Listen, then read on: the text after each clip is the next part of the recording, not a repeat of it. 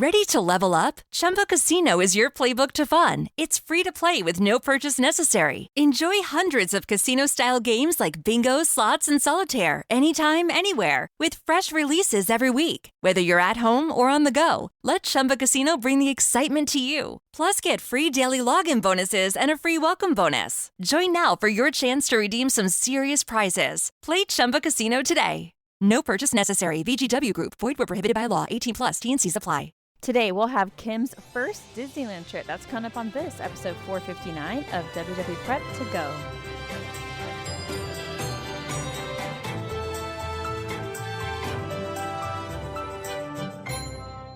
Hello and welcome to WDW Prep To Go, where we talk strategy and ideas for people planning their Disney World trips. I am your host, Shannon Albert from WDWPrepSchool.com. Thank you for being here for episode 459. Today is another Disneyland trip report, and this time it's with Kim, who recently went on her first Disneyland trip. Always excited about that. I love hearing people's impressions of Disney World, Disney Cruise, Disneyland, everything for the first time. So we'll have my chats with her in just a second. I did want to mention that the only way to be a guest like Kim is to submit your information on the Speak Pipeline that is in the show notes of every single episode. Leave a voicemail there telling us the basics of your trip, and if it works out, somebody on my team will reach out to you to get it scheduled. During the Q&As that we do every Tuesday on Instagram, I often get asked how far in advance that these SpeakPipe messages should be left, especially because 2026 packages just came out and people have now booked.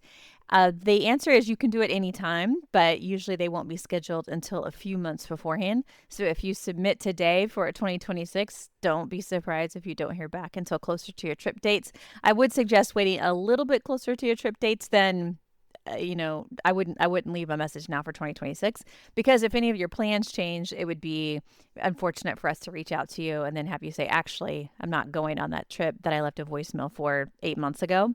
So maybe 3 months ahead, something like that. And then if it works out on our schedule, we'll reach out to you to get it on our calendar so we can do the pre-trip and the post-trip interviews. Without any further ado, here are my chats with Kim about her Disneyland trip. Welcome to the podcast, Kim.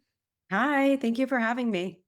You and I are speaking on Saturday, April 12th, and I understand that you are headed to Disneyland. Yes, we are. All right. Who's we? It's myself, my two kids who are 12 and 14, my brother and his wife, and their three boys who are 13, 14, and 18. Okay. So two families are going. And what was the ages of your brother's kids again? They're 13, 14, and 18. Okay. So you guys are all have kids in the same kind of age group. So Yep. that's fun. All right. And have you been to Disneyland before?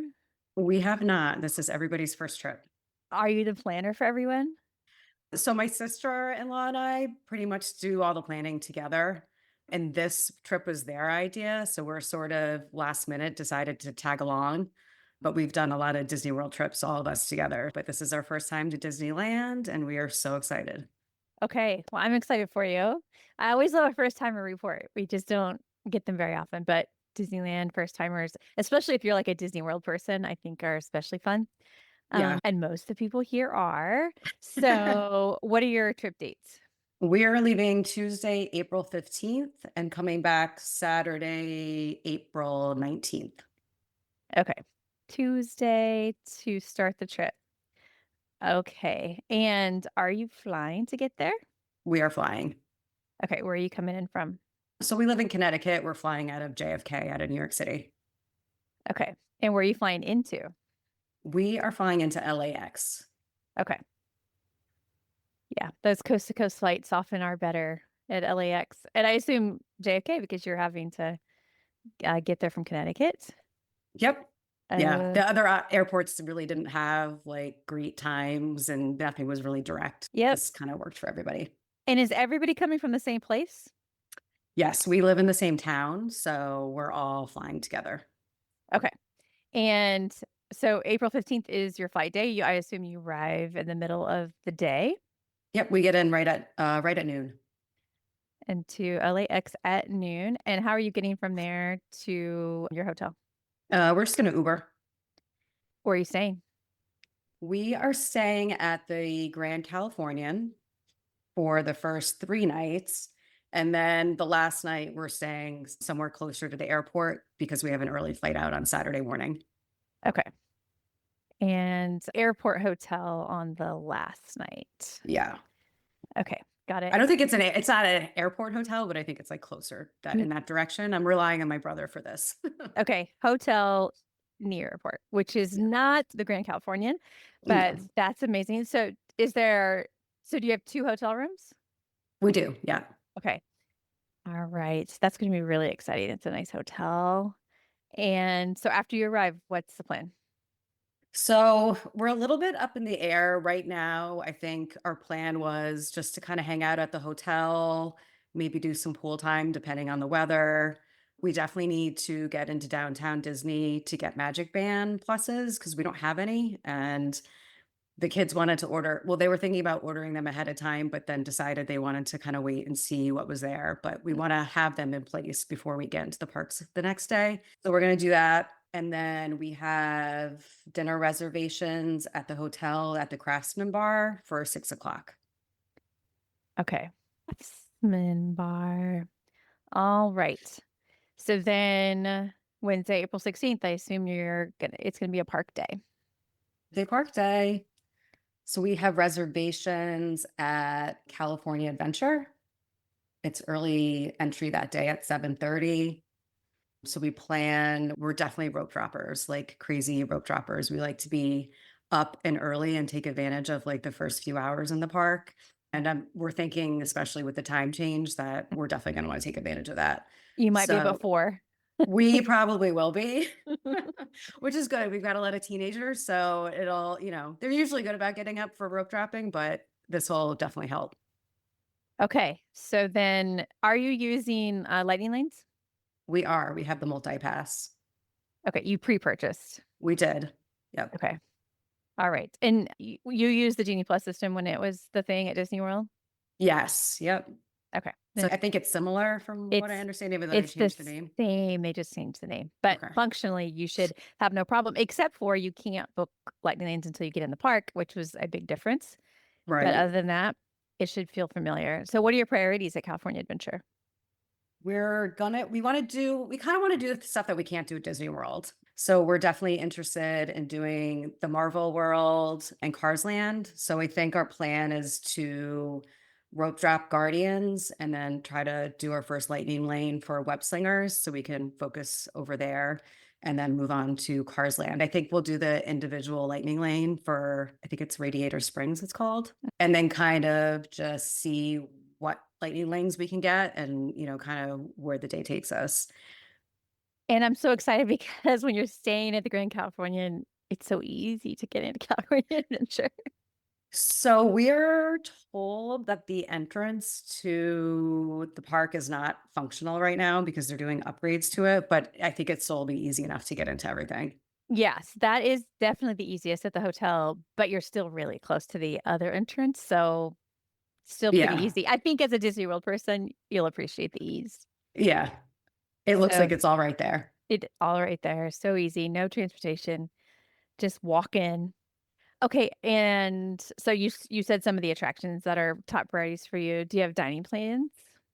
So this day we're planning on doing the sip and savor passes for food and wine. And so I think we don't have any lunch plans. We're just gonna kind of try the foods out and walk around. And then we do have dinner reservations at Lamplight Lounge for 5:30. We also have a reservation at Wine Country a little bit later at 7 o'clock. So I think we're gonna kind of just play it by ear and see, you know, where we want to do, like whether we want to eat early. In Disney World, we typically like road shop really early, go really hard in the morning, and then we'll have lunch and then usually head back to the hotel for some sort of swimming Mhm. downtime break and then go back in the later afternoon, early evening. I don't know if I didn't know the weather is going to be a lot more mild here. Ye So I'm not sure if they're going to want pool time or if we're going to even need a break. I was just looking at the forecast, and it's right now it says high of 66 every day. Yeah.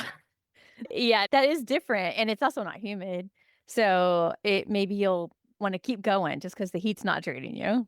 Right, exactly. So we'll kind of let the kids kind of direct. I think this is also going to be a little bit of a different trip because the kids are now older. And so they've indicated they may want to kind of go off on their own a little bit, and which is totally okay. They're old enough to do that. It may be like my brother and sister-in-law and I want to sit down and have dinner, and the kids may not want to. They may want to kind of go do some rides on their own. So gonna kind of play it by ear a little bit. Yeah, I think that would be super fun. I think that would be a fun memory for them if they decide to do that together. Yeah, definitely. Any other plans on this day before we move on? Nope, that's it. Okay, Thursday, April 17th.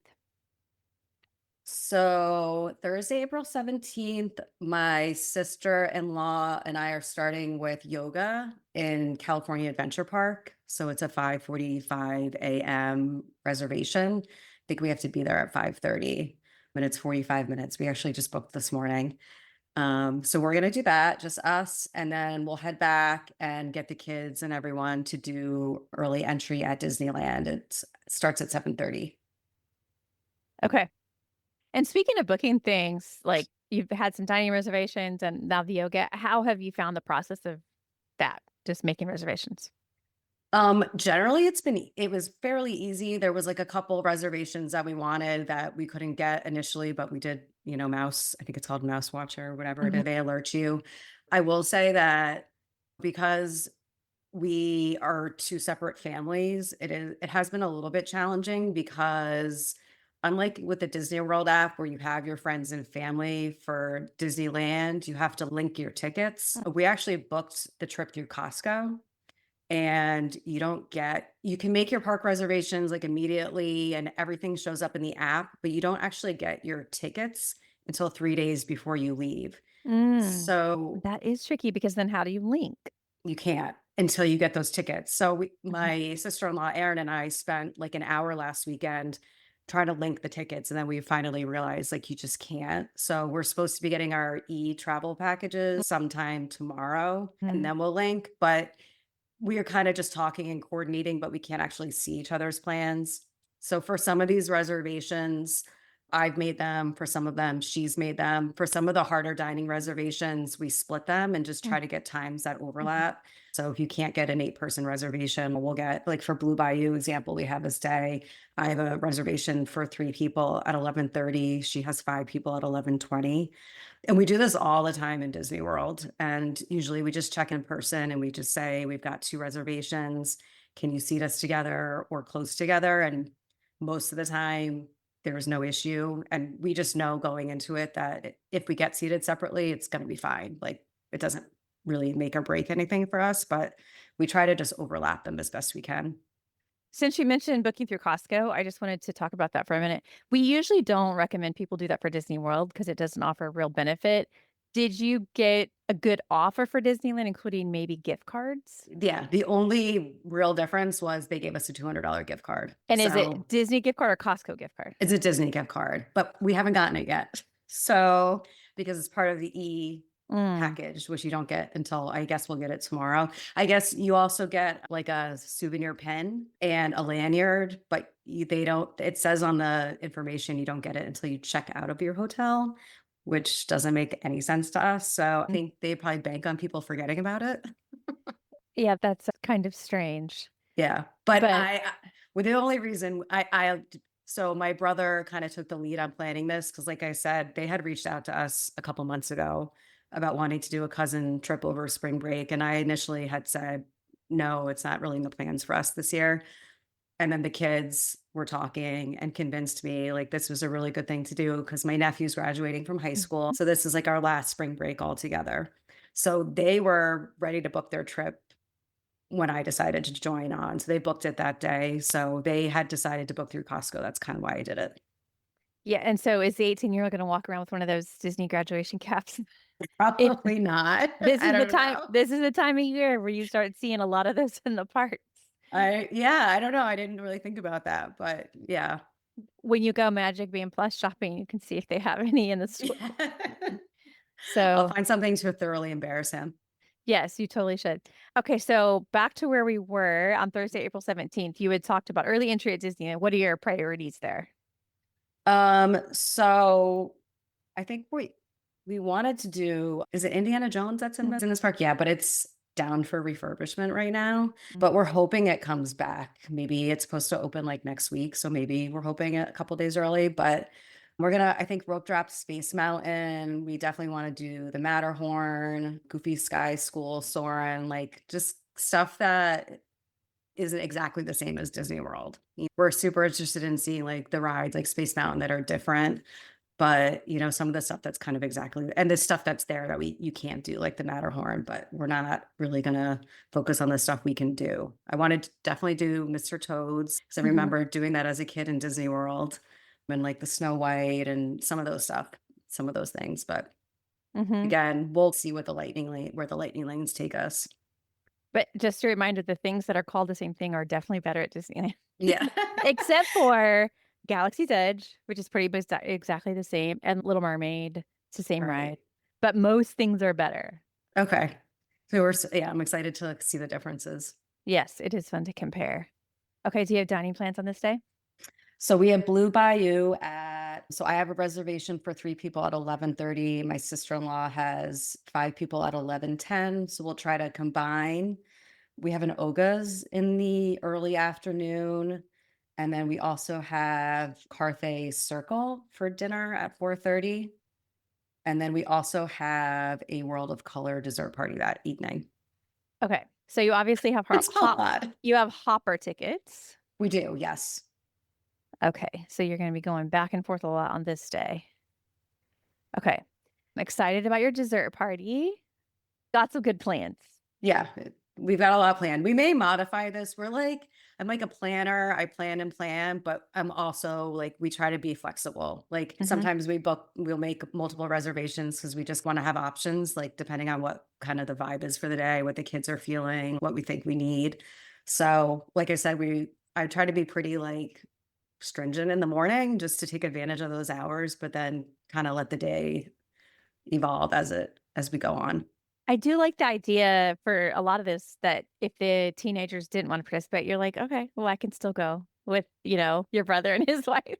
Yeah, I mean, it's sort of weird. Like Uh, the last time we were in Disney was last year, and we just did one day. We actually did a Universal trip last year. We did one day at Disney, and it was the first, and I was there, just me and my kids. And one of them wanted to do this, and one of them wanted to do that. It was the first time I really was like, okay, yeah, you can go do that. You have a phone. We'll meet up in 20 minutes. But now, like, they're definitely, most of them, are in high school or getting into mhm, high school. I think it's kind of fun for them to be mhm. able to do that on their own. So we'll see. And it'll be nice for us as the adults if we just want to like Exactly. sit and have a cocktail or have a sit down dinner and they don't want to do that. You're not tied to what the kids necessarily want to do. 100%. It's a new era and it's kind of a win-win. Yeah, exactly. Okay, so Friday, April 18th. So this is early entry at California Adventure. So we'll definitely plan on doing that. I kind of don't really have a lot planned for this day because I kind of want to let the kids see what they want to do and what they liked. If there's stuff we missed, we have a Cafe Orleans reservation at 150. And I'm considering doing the Premier Pass this day Okay, that'll be interesting to try out. because we at some point have to transfer to offsite to this other Mhm. hotel. We're not going to get a full day there. So I want to take advantage of it. So I don't know, but I'm going to see if it's available, what the price is for that particular day, and kind of again see like how much we've done, if there's stuff we really missed, and whether it's worth it or not. But an So option. if you did that, would everybody be doing that? So Aaron and I were talking this morning about this. It's easier for me and my kids because there's only 3 of us. They're a family of 5, so it would definitely be more expensive. But they're telling me you only live once. Ryan's graduating from high school. That's why we're doing the Grand California. That's why I added this trip. So I'm gonna kind of tell them the same thing if we decide to do it. But yeah, I Okay. think it would. I think it would be all or nothing. The only maybe possible exception to that is my nephew was interested in doing some non-Disney stuff that day. And so if they decide to leave earlier or maybe do something outside of the parks that day, then, we might split off, but we'll kind of see. Okay. What else? Anything else on this Friday? You have to transfer. Then we're going to transfer. We're staying at the Courtyard Marina Del Rey. And I think we're going to try to leave like mid-afternoon, get over to the new hotel and do sort of an early dinner somewhere because we have a 6 a.m. flight the next day. Okay. No wonder you want to stay close to the airport. 6 a.m. Yeah, exactly. You're going to have an early alarm.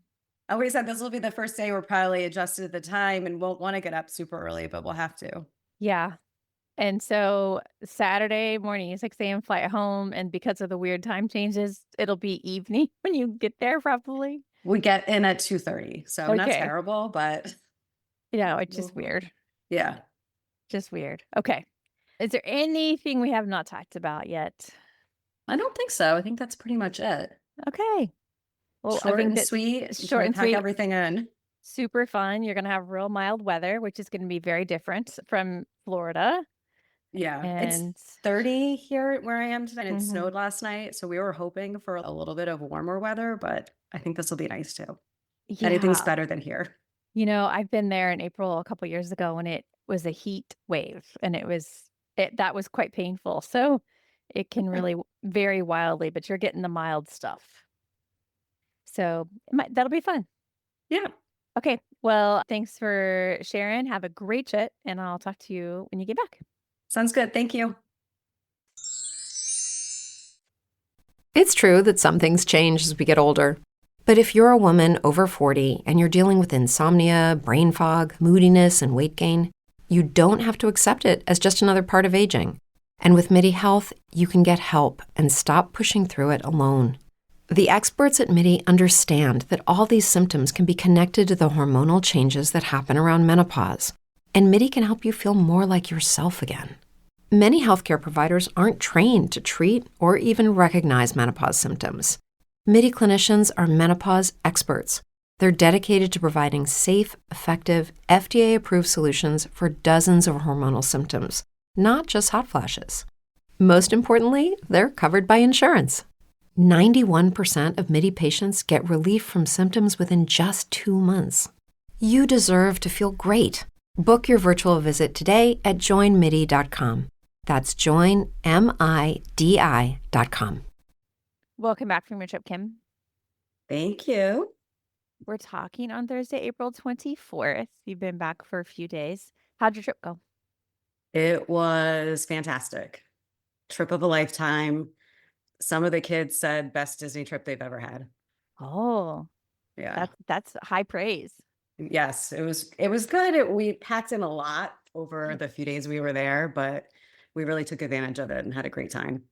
Okay, let's talk about how much you were able to pack into your trip. So you told us on Tuesday, April 15th, you were flying into LAX around noon and heading to Grand California. Yep. And that's exactly what happened. We got up at 3:30 in the morning, left at 4:30, got to the airport. This trip was a reminder as to why I hate flying out of JFK. It was really crowded, but everything was fine. We got through security and we're waiting at our gate around 7:15. The plane actually boarded 20 minutes early and we sat for a little while, but we landed a little bit early, right at around 12 o'clock. Okay. And then how was your ride from LAX to Disneyland? The ride there was fine. LAX was a little bit challenging. It's a really far walk from when you land to getting to the rideshare area. And it's not exactly, the signs aren't exactly user friendly. They direct you to take you to this shuttle, but then the shuttle sort of goes in the opposite direction around the airport to get to the rideshare area. Mhm. So my brother had been there and knew it was just quicker to walk. So we did that. But we landed at 11:59 and we didn't get into the Uber until almost 1 o'clock. So that was a pretty long walk, but it was fine. We got the Uber really quickly and it was only about 45 minutes to get to the airport. So not a lot of traffic midday. Zero traffic. And The only then, other issue with the Uber too was that I had ordered a regular Uber, which is typically fine for me and two kids. We only had two regular size suitcases and then one carry-on, and there wasn't really enough room for that in there. So we ended up having to put one of the suitcases in the back seat, and I had one of my nephews with me, so it was a little tight getting over there, but totally fine. and then you arrived at the Grand Californian. What did you think? Loved the hotel, just really cozy, just really welcoming, just kind of like dark and I don't know, just cozy. There was a lot of construction going on, so that kind of deterred from a little bit of it, but generally speaking, we really loved the hotel, the proximity to the parks and to downtown Disney, just you can't beat it. And we just thought it was overall like the lobby and all the common space was really beautiful. And you said that you were going to spend this day doing non-park things. So how did you spend your time after you arrived? Yep. So as soon as we landed, we actually got a text message that our room was ready. So when we got there, we took our bags up to our room. My brother's room was not ready. So they were at the front desk just checking in and seeing what the wait was going to be. So my kids and I, and one of my nephews went up to my room. We were on the third floor in the main building. And I will say we did not have an ideal location. It was like as far it could be from where the elevators were. So you kind of walked down one corridor, then walked down another one, and then a third one. And we were at the way end, and there was no way to reconnect. So the walk from the elevators to the room was probably like 6, 7 minutes, which was almost as long as it took to get to the park. That was a little bit frustrating, but we got there, unpacked our bags a little bit, just freshened up, waited for my brother to get his room. They did. It was ready pretty quickly. They were a few rooms down from us. And then we all headed over to Disney Springs. No, not Disney Springs, downtown Disney. Yeah, in your head, you did a find and replace. Find downtown Disney, replace with Disney Springs, but there's I kept doing that the entire trip. Like I'm referring to things as Disney World, and we're all kind of confused, but we try to figure out we all kind of knew what we were talking about. Yeah, I know. And that's why on the trip reports, I don't like correct people. We know what you're trying to say, but it is still called downtown Disney. Yes, downtown Disney. We walked over there, which was amazing because you basically just walk into the lobby, walk outside, and there's, just 2 minutes down the walkway, there's a entrance to get into downtown Disney. So we went through security, which was right there. There was no wait. It was the middle of the afternoon. And what did we do? So the kids and me and all my nephews went and got some quick service at a place called, I'm probably saying it wrong, but Tienditas. It was like a little walk-up window that had tacos and burritos and stuff. So we did that. It was fine. It was fine. My son didn't want to eat it, so he went and got a Wetzel's pretzel, which was like this cheese pretzel, which was really good. And then my brother and his wife wanted to sit down and have lunch, so they went to Centrico's and sat there. The kids and I all had finished our food. We just sat on a bench, and then we went over to World of Disney to look for our magic bands. Did you find some magic band pluses? We did. And actually, I should say, before we went to downtown Disney, we just looked in the gift shop in the hotel to see what their options were.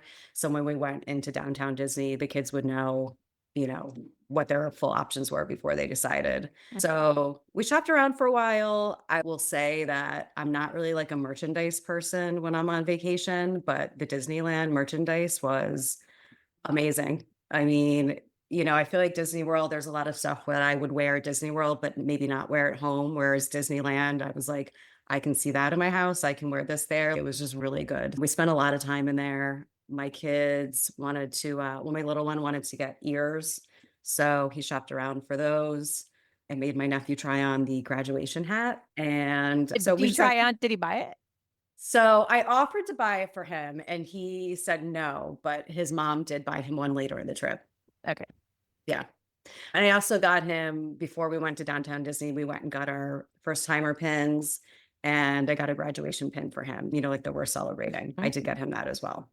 So that was really good. We also, when we got our Costco packages, like a couple days earlier, I think I had told you that the lanyard and the pin were a part of the package. So It actually said in the e-ticket package that you could pick it up at World of Disney. So we also did that while we were there. And it said we were only supposed to get one per booking, but they gave everybody their own lanyard and pin. So Did you also think you were going to get that at the end of your trip? yes, that's what the original information had said. But Uh, again, when the e-ticket package came, it had different information in there. We figured we would get those while we were there, not knowing kind of if we would be back or when we would be back. But it was really easy. I was like all prepared to show them all my documentation. And he was like, "Oh, Penn, are you with Costco or Disney?" I'm like, "Costco." He's like, "Here you go. How many do you want?" You have the documentation to apply for, a license or something. And they're like, no, Exactly. we'll just give you the pen. I'm like, "Do you want one of my kids? It's fine, Yeah. But they were just more than happy to give us whatever we wanted. So probably could have gotten more, but definitely we didn't need them. But they were cute. The lanyards were just Costco lanyards, but the pins were like these little Donald and Daisy pins, and they're in front of the castle. So they're cute. Yeah. And I'm glad you got them at the beginning of your trip because that makes sense. Yeah, definitely. So we did that, and my younger son loves to pin trade. So before we left, and we've been doing this like basically since we first started taking the kids to Disney when they were like 2 and 3 years old. So before we left, he had gone through all of his pins and took the ones that he was willing to trade and put them into a Ziploc bag. So every time we went anywhere, he would just grab a handful of them. So we did some pin trading right outside of World of Disney while we were in downtown Disney, and he was happy with what he got. And then he also got these Slinky Dog like ear type things, which was fun too. Did you do anything else before your dinner reservation at Craftsman Bar? Yes. So we got back to the hotel around 4, and actually the hotel had called us a day or two before we were scheduled to be there to let us know that because of the construction, that Craftsman Bar was going to be open, but the menu would be extremely limited. So they had given us the chance to either move to a different restaurant or if we wanted to cancel. We got back to the hotel around 4. We stopped there just to kind of get a little bit more information, decided we were going to cancel those reservations, and went to the pool for a couple hours. So this was around 4. The weather at this point was sunny but chilly. And unfortunately, when we got to the pool, the main pool was closed because someone had an accident. So the kids were a little bit bummed, but they spent some time in the hot tub. And then my brother and his wife and I spent some time trying to set up our magic bands while we were there, which we found very challenging. And we thought it was user error, but I think as it turns out, it's really just the magic bands in Disneyland don't do the things that they do in Disney World. And so we were having a hard time figuring out why. And that was a little bit frustrating because we spent a good amount of time while we were sitting there trying to figure it out. And there was really nothing to figure out, as just they don't do those things. They don't open your rooms. You can't use them to pay for things. So that was kind of a bummer. But we spent some time doing that. And originally we were gonna just order food at the pool, but once the sun started going down and the kids were wet from the hot tub, nobody wanted to sit outside and eat. So we went over and put a walk-up reservation for Hearthstone Lounge, which is right in the hotel. And they were able to get us in, not to a table in the restaurant, but to a table. It's hard to describe where it is, but it was outside. There was like a little walkway, and there was an alcove with 2 tables that kind of had couches, and there was a big fireplace right there. So they were able to put us there. The fireplace wasn't really warm, but there was space heaters, so it kept us warm.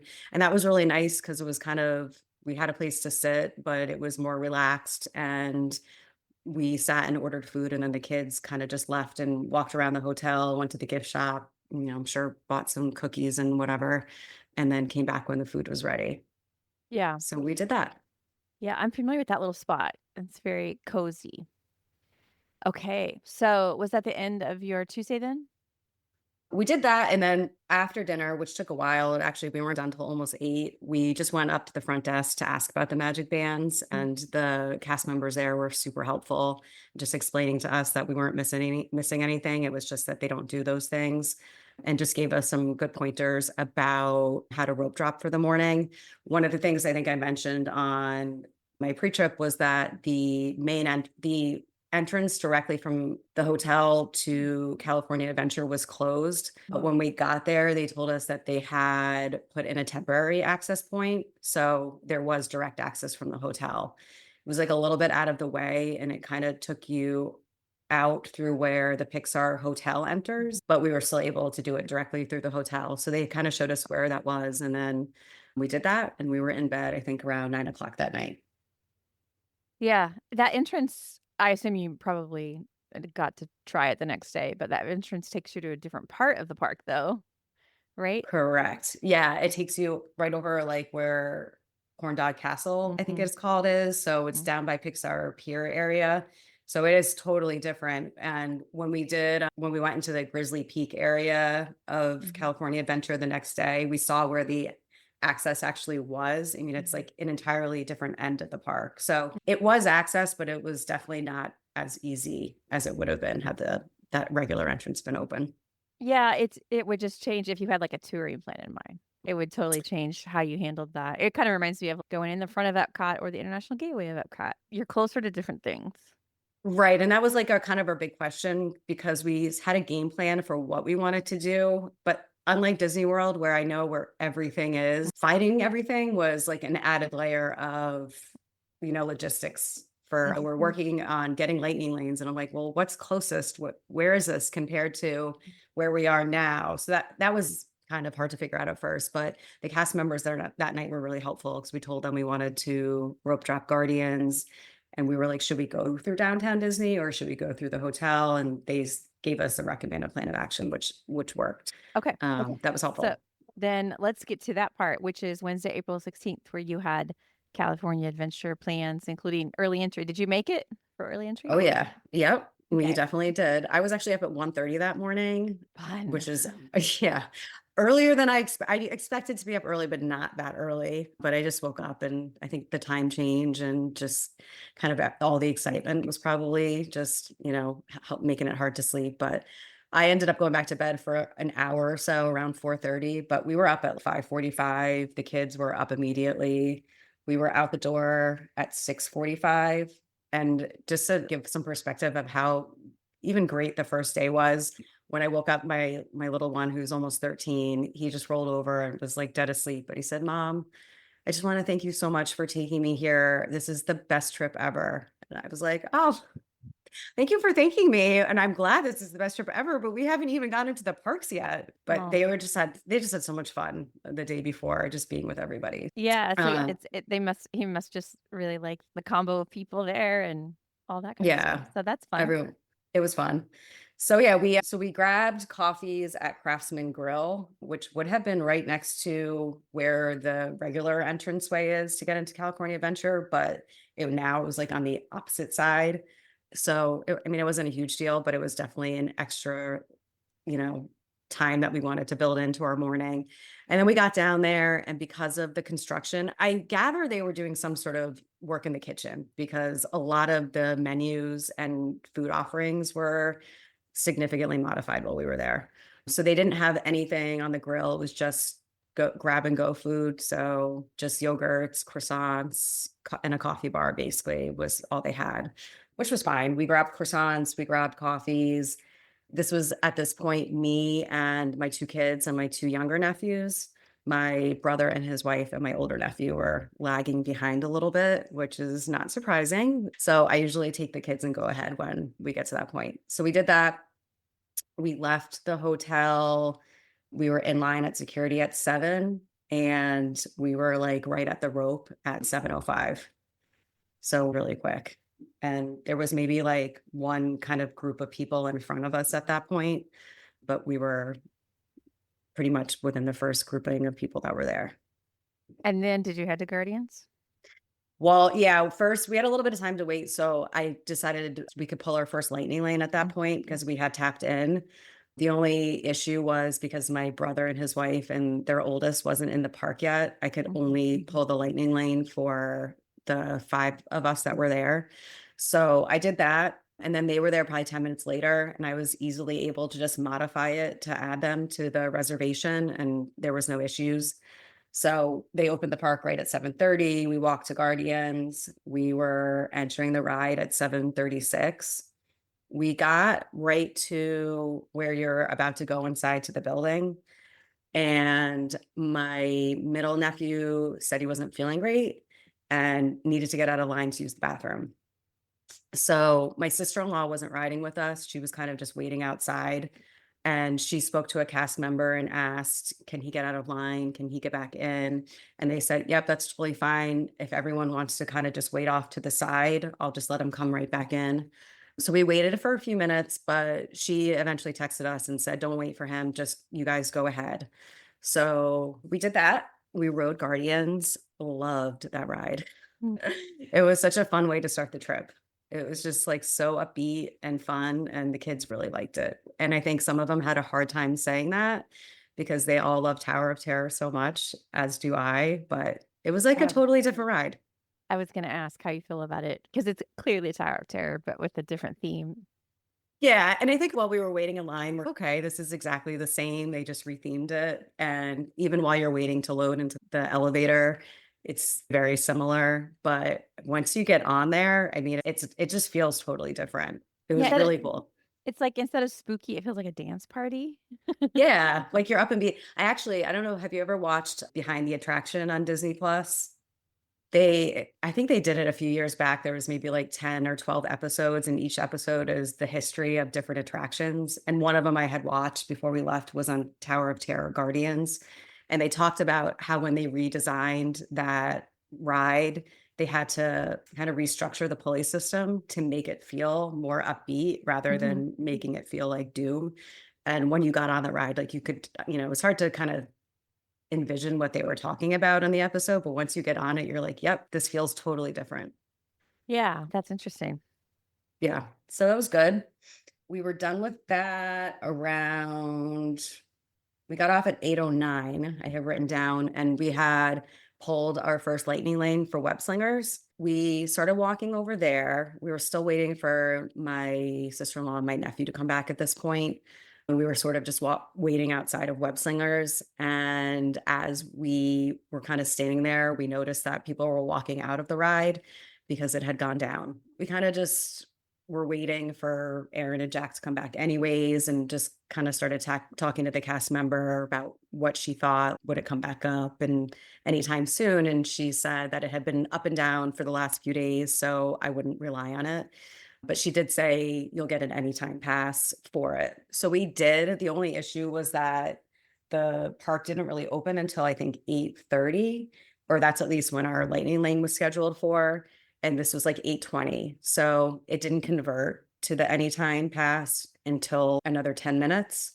And during that time period, we couldn't book another lightning lane because we were locked into that one. I mean, it wasn't a huge deal, but we were kind of all standing there. What are we going to do? I'm not really sure because now we're just trying to see what lightning lanes were available, but we couldn't book any. But eventually it did convert. And then we decided I will say that the Disney World folks and us were, okay, what's the next most important ride to us? And no matter how far it is, we're just going to book that lightning lane because like in Disney World, the lightning lanes for the good rides kind of go really fast. At least that's my experience, especially with 8 people. And the cast member was standing there chatting with us, and she was like, my advice to you is that just take your time, go in a logical sense based on where things are located.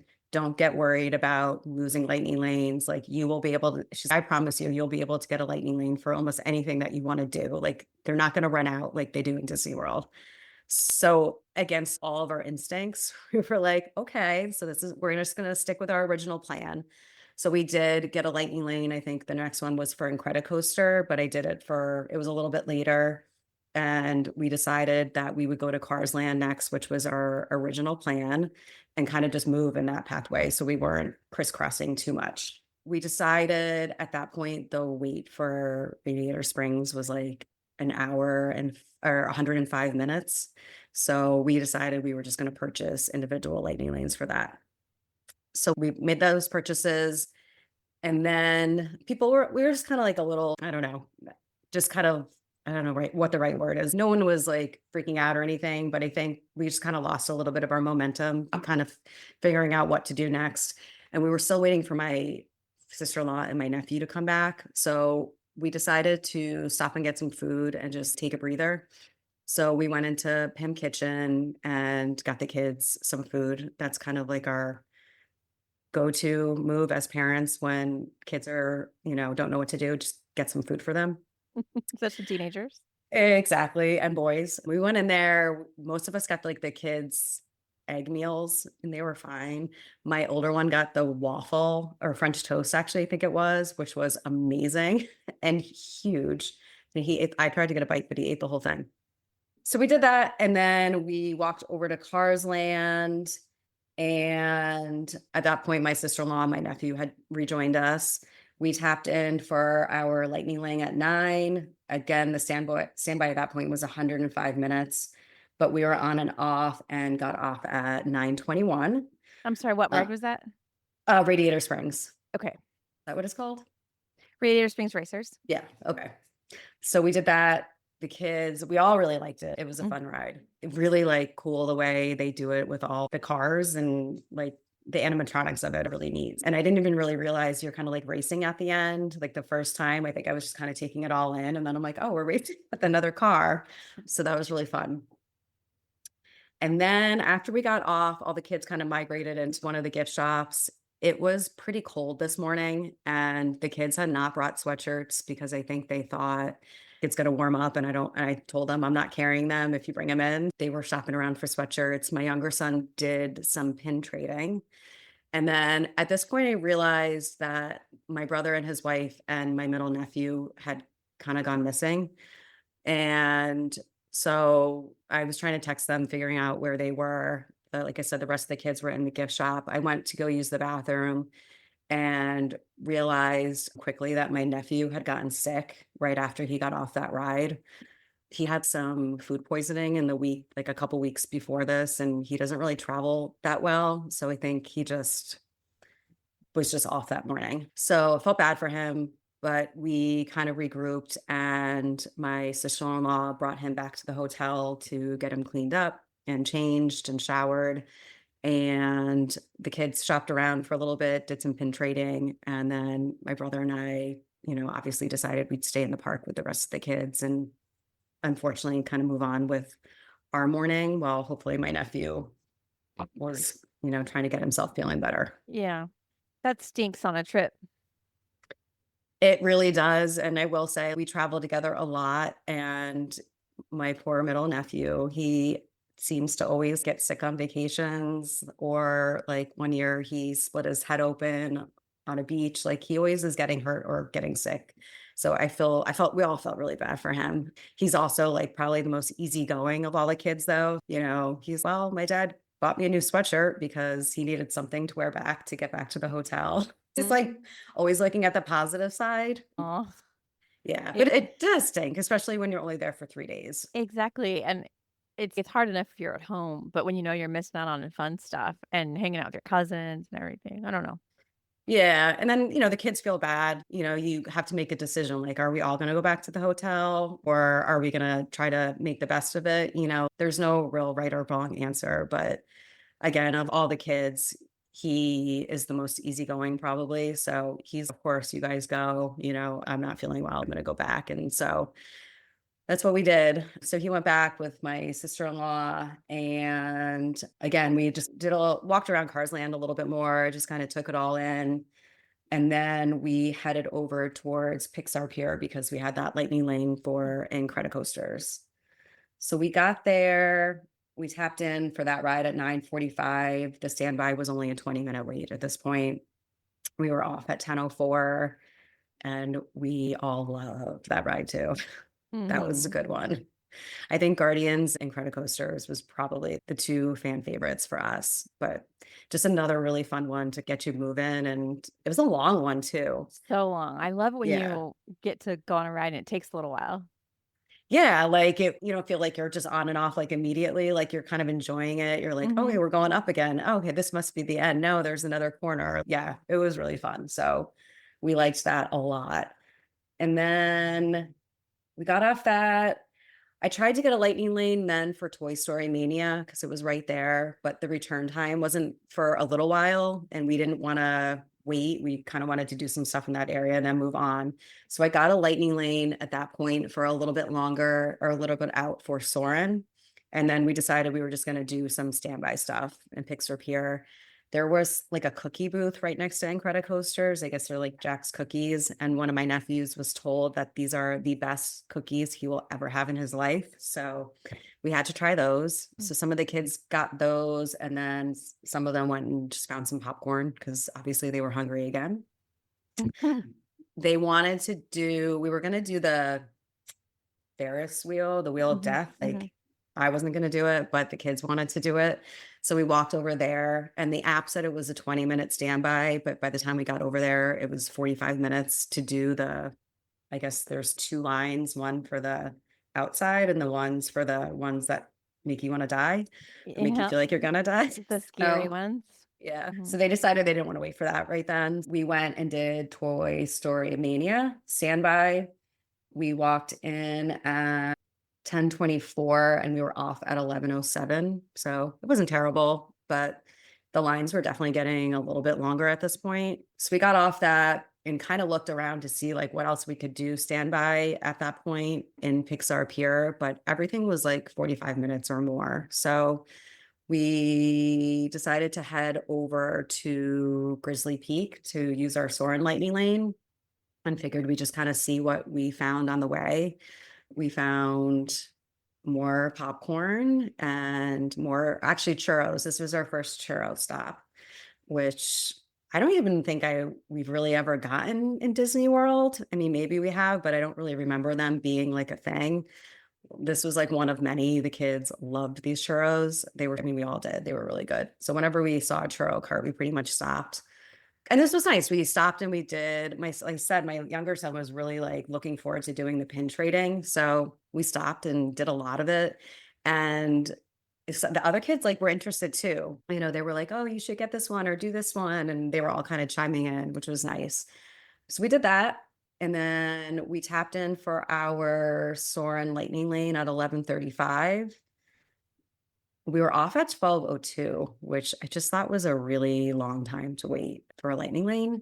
And also with Guardians too. I think our experience was like, even with the lightning lanes, you're committing like a half an hour to the wait, which is fine, but I think it's just a little bit longer than I ever remember waiting for a lightning lane at Disney World. But we did that and it was Sorin over California, which none of us had ever seen before. And I loved it. They all loved it. I mean, everyone had their kind of differing opinions as to with different rides, which one was better in land versus world. But I thought this was really great. Like it was just different. I don't know, just it felt different for some reason. It felt like you were more immersed in it for some reason. It was really good. And I will also say though, I don't get motion sick on anything. I've never gotten motion sick on Sorin. This was the one ride where I had to close my eyes for a minute because I did start feeling just a little, I don't know, not even motion sick, just a little off. That's interesting because you've been on Sorin before. Yep. I've never had an issue with it. I've never had an issue with motion sickness, period. But that one, I just closed my eyes for a second. I was fine. But I don't know. I just really liked it. The smells that they like infuse in there, they're great. And then there was a scene where the golfer hit the golf ball and it goes right at you. I totally thought I was going to get hit by a golf ball. I think it's Michael Eisner hitting the golf ball. Is it really? Yeah, I'm trying to remember because it was in Disney World, for a long time. I think it's Michael Eisner. Oh, that's so fun. Yeah. And you thought you were like going to get hit by the I was like the only one. I'm like, your just body reacts. And my kids are all like, oh my God, Mom, stop embarrassing us. That's so funny. You were really in it. I was in it. But I loved it. Yeah. I definitely think it's better than the Sorin version at Walt Disney World. At this point, we got off and we were trying to figure out what we were going to do for the rest of the day because we had originally planned to do the sip and savor passes and do some of the food booths and kind of just walk around. But one, it was colder than we thought it was going to be, and the kids didn't have sweatshirts. And then two, we felt bad because my sister-in-law was back at the hotel with my nephew, And she and I were really the ones that wanted to do the food stuff. And so at that point, we decided we were going to, I think we had a lunch reservation. I can't remember where it was, but we just decided to cancel it and decided we were going to go back to the hotel, at least to just kind of check in on them and do lunch over there. So around 12 o'clock, we were able to get reservations for 12:45 at Storytellers Cafe, which is back at the Grand Californian. It wasn't supposed to be open while we were there, but it had, I think, just reopened, maybe even the day we got there. And as soon as we got to the hotel, the boys were like, 5 teenage boys, we can't wait to get our hands on that buffet. But the fact that you were able to get a reservation like right before. Like within 45 minutes, it was Yeah. crazy. And I'm wondering maybe if it's because it was supposed to be closed and they just hadn't, now they were just opening reservations. But I mean, those kids were like, when are we going there? When are we going there? And I was like, we don't have reservations there. I texted my sister-in-law and was like, let's try to get, reservations. So she was able to get a table for, I think 4 or 5, and I was able to get a table for 3 right at the same time. It worked out and the kids were really excited that they were going to get to do the buffet. And I didn't really know anything about it. I didn't even know it was a character meal, but I was just like, okay, it's fine. It's food and it's back at the hotel. And if Jack's sleeping, Aaron can come down and join us for lunch at least. And, so that's what we did. So we made that reservation.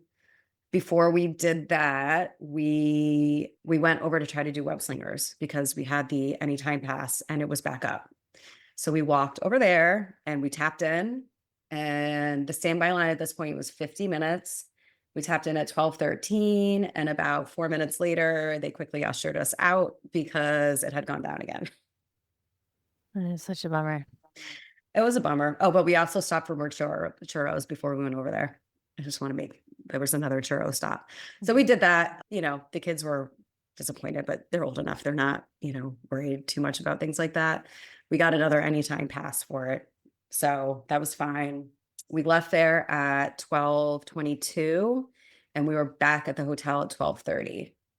And we did use the Corn Dog Castle entrance to go back. In retrospect, it may have actually been quicker from where we were to go through downtown Disney, but I really didn't have the lay of the land at this point. We had not come in that way, so I didn't really know where the entrance was, but it was fine. We walked down and we, enjoyed. There was a lot of people this day, like enjoying like the food booths. So, like that main area when you walk down and wine countries, like over on your right, there was just like tons of crowds and booths, and it was kind of just like fun to see what was going on. So we did that. It took us a while to find the entrance to the Grand Californian because the sign says for Pixar guests of Pixar hotel only. They didn't have a temporary sign up. So I'm like, this isn't it. So we kept trying to find it and it wasn't there. And then finally someone told us it was. Even when it's not under construction, Grand California can use it. They just don't advertise it, I guess. Yeah, I mean, it's right there. It is. You can see it. Yeah, it's absolutely, and I don't really think they had to do much to open it to Grand California guests to come in other than put up a few temporary signs. So I don't know if that was like that the entire time that it was under construction or if that was something new when we got down there, but why they wouldn't have done it, I really don't know, but it was good. And even with leaving from Web Slingers and walking down that way, we were still back in 8 minutes. I mean, the walk, you just can't beat being able to get back and forth, which is also great, especially like with Jack not feeling well. They were able to get back really quickly and, we were able to go and see them. So we got back to the hotel at 12:30. There's in the Grand Californian in the lobby, there's like this massive fireplace with a ton of rocking chairs in front of, which was like our spot to come back to. So we will say the one thing that was different about Disney World is you're looking to get inside to the air conditioning to cool down. We were looking to get inside in front of the fireplace to warm up, which was totally different, but it was just such a great spot to kind of sit and regroup. So we got back, we sat in front of the fireplace for a little while. We checked into our dining reservation. We forgot, I think I told you during the pre-trip that when we do separate reservations, we like to check in person just to see if we can combine, and we just forgot to do that. So we checked in and our tables were ready like 5 minutes later. And we walked over and said, hey, no big deal, but we forgot to let you know we're two parties. Is there any way you can combine us? And the host couldn't have been nicer. He said, yep, just give me 1 minute, and sat us right down. The food there was, I felt some people really liked it. Actually, my sister-in-law really liked it. It was weird because it was a brunch. So there was breakfast food and lunch food, which, I guess is good to have selections. But for me, I'm like, now I'm overwhelmed. I don't know what to pick. And then I picked the wrong thing. But it was good. And and again, I didn't even know it was a character meal. So the fact that it was all like the Mickey and Minnie characters was really fun. I mean, it was Mickey, Minnie, Chip and Dale, and Goofy, I think. Maybe I think Goofy.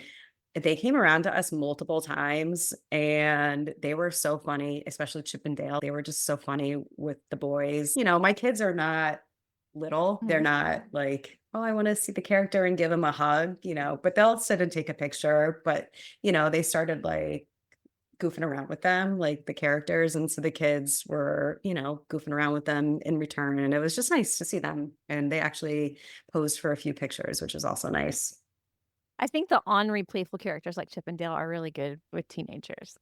Yeah, it kind of draws them in, Yeah. and it makes it a fun experience. And the boys, I think if you had asked me a few years ago we used to do a lot of character meals when the kids were little, mostly because I liked to get the character meet and greets kind of done together. We never were able to eat the amount of food that ever made sense for that price tag. Now, like the opposite is true. I think the boys, they definitely lost money on us. I don't know how many times the boys went up to that buffet and refilled their plates, but it was definitely worth it. And the characters were just like an added bonus for us. Yeah, I think it's also just a good tip for people with teenagers that are so hungry all the time. Go to a buffet. Yeah, because they can eat and eat. Like it's when you talk about costs and trying to like factor that in, sometimes that is more cost efficient than buying a meal and then a snack and snack and snack. But yeah, it was really good. The tomato soup there was really good. That was probably like the one like thing that really stood out for me. So we did that. And then my kids and I went up to our room and we just rested for a little bit. My brother and his wife went to the pool. The sun had kind of started to come out a little bit at this point. And I don't know what their kids were doing. Well, Jack, my middle nephew, was, I think, just up in the room, like resting. And then we all decided, so kind of in the morning, we had decided if we were going to go back to the hotel, we were going to go into Disneyland for the afternoon. So at some point, I started stacking lightning lanes for the afternoon in Disneyland. So let's see, what time was it? We left for Disneyland at 4:00. We tapped into the park at 4:15. We kind of just took our time walking down Main Street. We took a lot of pictures, like in front of the railway station and then in front of the castle, and just wanted to kind of see how it felt. Went into a couple of the shops, but really just walked around. And I loved it. The kids loved it. It was just, I think somebody said on a podcast, it's like you feel like you're at home, but somebody rearranged the furniture. That's like the perfect description. Like you feel like you know where you are, but you don't. Like I don't know. Yeah, I do say that a lot because someone else had said that and it really resonated. And I think it's really jarring because you could be walking through a land in Disneyland and you'll be like, I'm at Disney World because it's so similar. And then you're like, oh wait, nope, different place. Right. It's kind of shocking how similar some areas feel. Right. But then you can take a turn and you're like an entirely new land that's not at Disney World. And you're like, you feel like you're an entirely new place. New Orleans. Yeah. Right. Or like Toontown. I think is it called Toontown? Yeah. I have my own names for everything. I'm sure they're not the official names, but like Toontown, but I remember there was a Toontown version of Disney World when I was a kid. So some of it was familiar. There was when I was an adult. I went away in probably around 2012, 2013, something like that. I want to say. Okay. So I was an adult then, but I hadn't been to Disney World in a long time. I think that's actually That was my youngest one was born. We went to Disney World, I think 2014 was the first time I took the kids, but I hadn't been in a long time before that. Yeah. But anyways, yeah, we really liked it. So we kind of just took our time, took a lot of pictures, looked at the castle.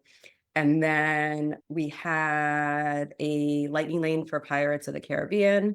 We tapped into that at 4:30. We were off at 4:55. At this point, like I had stacked the lightning lane, so we had a bunch planned back to back, but the park felt very crowded. And I don't know, I mean, I don't have anything to compare it to. I just don't know if it was a crowded day. Or I will say, like, the one difference from Disneyland to Disney World is I think a lot of the queues for Disneyland are more outside. And so it almost feels like a deterrent. Oh my God, this line is so long. It's already outside. We're not going to wait on this. But my experience was like, once you got inside, you were basically getting on the ride. But while you're outside walking around, there was just a lot of people. So even to find like where the queue started for Pirates of the Caribbean, it was definitely confusing. That one is. I feel like it coils around and it's hard to tell exactly. And I can picture a few spots where I've entered the line there and you never really know. Yeah. And we're like walking around in a circle and then we're like, is this the lightning lane line? Because I'm not doing this. Yeah. I understand that confusion. What'd you think of the ride itself? I liked it. I mean, I don't think it was too different than Disney World, but definitely better. And like it was longer.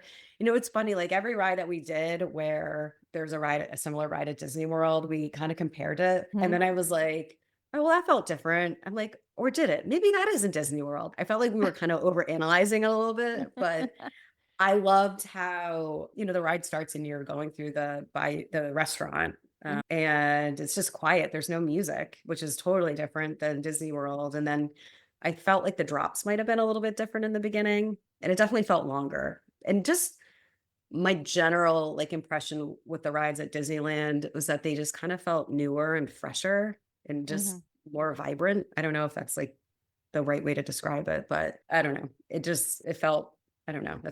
I liked it. We liked it. Good. So we did that. And then we kind of walked around that area. We did some pin trading. We found where the entrance is to Club 33. It's a dream of mine. I'm sure like everybody on this podcast to go. My brother actually had a business dinner there a few years ago.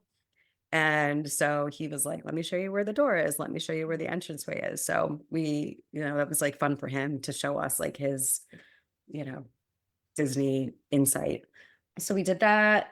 And then we walked over to Toontown. We had a lightning lane for Mickey and Minnie's Runaway Railway. We tapped in at 5:40 and we were off at 6:02. That ride we all love, but I do feel like it was almost exactly the same as Disney World. It is. Okay. Just the queue's different. Right. But other than that, and again, like every ride, I'm like, okay, let's find the differences. And I'm like, I don't think there were any, but that's a great ride. Yeah, the newer ones, I feel like they copy and pasted. You know, like Galaxy's Edge and that one and Little Mermaid. They're the same. The queues can sometimes be different though. Right. Oh, and I also wanted to say, when we did go into Disneyland, my sister-in-law and my nephew did come with us. Okay. So he was feeling better? He was feeling better, not great, but he was feeling well enough to come in. He didn't do any really like big thrill rides, but you know, he was fine. And he progressively just got better from then on out. But we were all happy that at least like, he was able to come in and walk around with us and hang out. I think the cooler weather also might help. I just feel like when you're not feeling great and you have to go out in the heat, that's really hard. Yeah. If that was the situation at Disney World, there's no way you could walk around in 85-degree weather, like feeling slightly off, you know, and already dehydrated and all that kind of stuff. I'm glad that he was getting better then. Yeah. And again, he's like a trooper, you know, he slept, I think, for a couple hours when they went back in the morning, and that was pretty much it. So after that, we did some more pin trading, and then we had a lightning lane for Hyperspace Mountain. So we walked over there. We tapped in at 6:18 and we were off at 6:33. This ride was awesome. So much better than Space Mountain and Disney World. So much better. And it was the Star Wars themed version of it. So that was, you know, even better. But yeah, it was just great. It was very smooth. It was nice how you could sit next to somebody. Not that my kids really care to sit next to a parent at this point, but Yes, I can. sometimes people do want to sit next to each other, but also just getting in and out of the ride vehicles. That too. Yep. Yeah. It was just, but it was really fun. My nephew did sit this one out. So we were like, Jack, trust us. We're going to get you on everything when you're up for it. So we did later on. But so again, I think I had told you we had some dining reservations for this night. In the morning when we canceled our lunch, we basically just canceled everything for the day because we just didn't know what my sister-in-law was going to be doing, what my nephew was going to feel up for. And we didn't really want to be bound by any kind of reservation. But at this point, we did realize like we were going to need to find a place to sit down because the kids were tired and I'm getting hungry and needed a break. And I was able to so this was 6:30. I was able to get a reservation for 8 people at Carnation Cafe for 7:30. So that was great. We booked that. And then my sister-in-law wanted to give us a little bit of a tour regarding a couple of kind of Disneyland things that she had heard about. So one of them was if you go to the castle and you go to the right of it, there's like a waterfall area with the statues from Snow White. There's a tree right there that has the Peter Pan initials carved into it. And then something with Tinkerbell like is carved into it. I can't remember exactly, but she had read about that. I don't remember the exact significance of it, but it's there. She had read about it. So she's a teacher. So she was like, this is my lesson for the day. So we went over and we looked at that and the kids are actually really interested in it. And then we walked over to where Indiana Jones is. There's a tree there where the little man of Disneyland lives. Have you heard about this? There's a book. Yes. So it's based on I guess it's a little golden book. And if you look behind the tree, there's a little door with a porch light on it and you can kind of turn, you can see it. So she had read about those 2 things. So wanted to go find them. So we did that. And then we did a lot of pin trading. And at that point, we knew we weren't going to go back into California Adventure for the night. And we had that anytime multi-pass for web slingers. So the kids decided that they wanted to use it for Tiana's.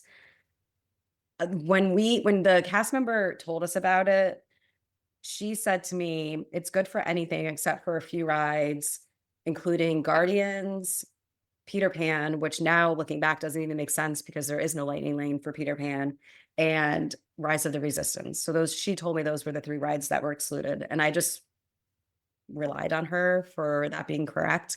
So we walked over to Tiana's and went to go tap in and they wouldn't let us on because Tiana's was one of the rides that was excluded. So when I opened it and I looked, it was clearly there. I should have just looked sooner, but I relied on her for what she told me and it just wasn't accurate, but it wasn't a huge deal. The line at this point was like over an hour and the kids didn't want to wait for it. We had a lightning lane for Haunted Mansion. So we tapped into that at 7:12 and we were 10 minutes early for that reservation, but it didn't matter. It was, they just let us go right through. And that ride was really great too. Although I felt the outside is totally different. When we took some pictures out there, it was really cute. I actually felt like the outside reminded me a little bit of the Tower of Terror queue for some reason. And the ride seemed similar to Disney World, but I don't know, just better. There were definitely differences.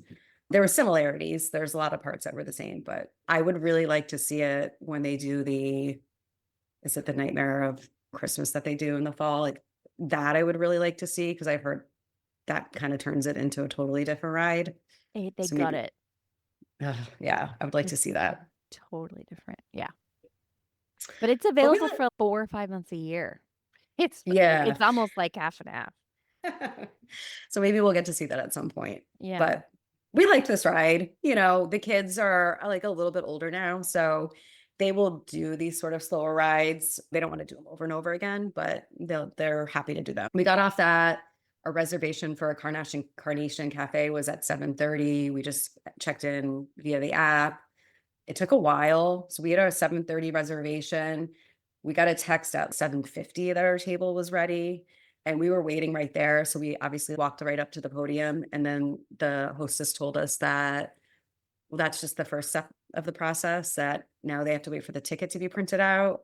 And meanwhile, we had all these seats that we were sitting in and we gave them up. Now we're just kind of 8 of us standing there waiting, like not knowing what to do.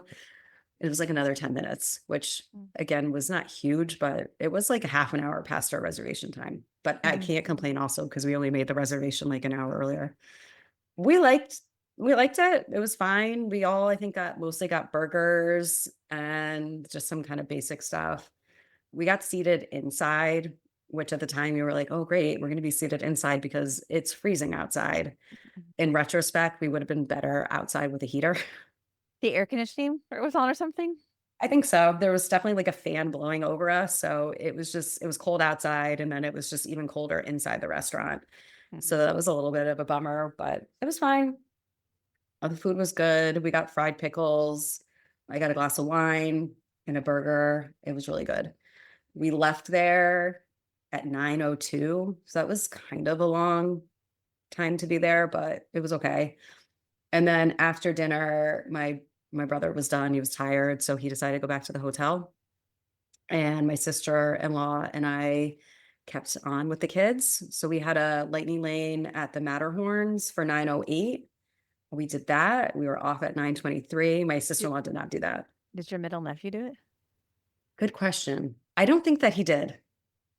My sister-in-law definitely didn't do it. I don't think Jack did it either. I'm pretty sure he waited off. That's a pretty intense one. It's pretty intense.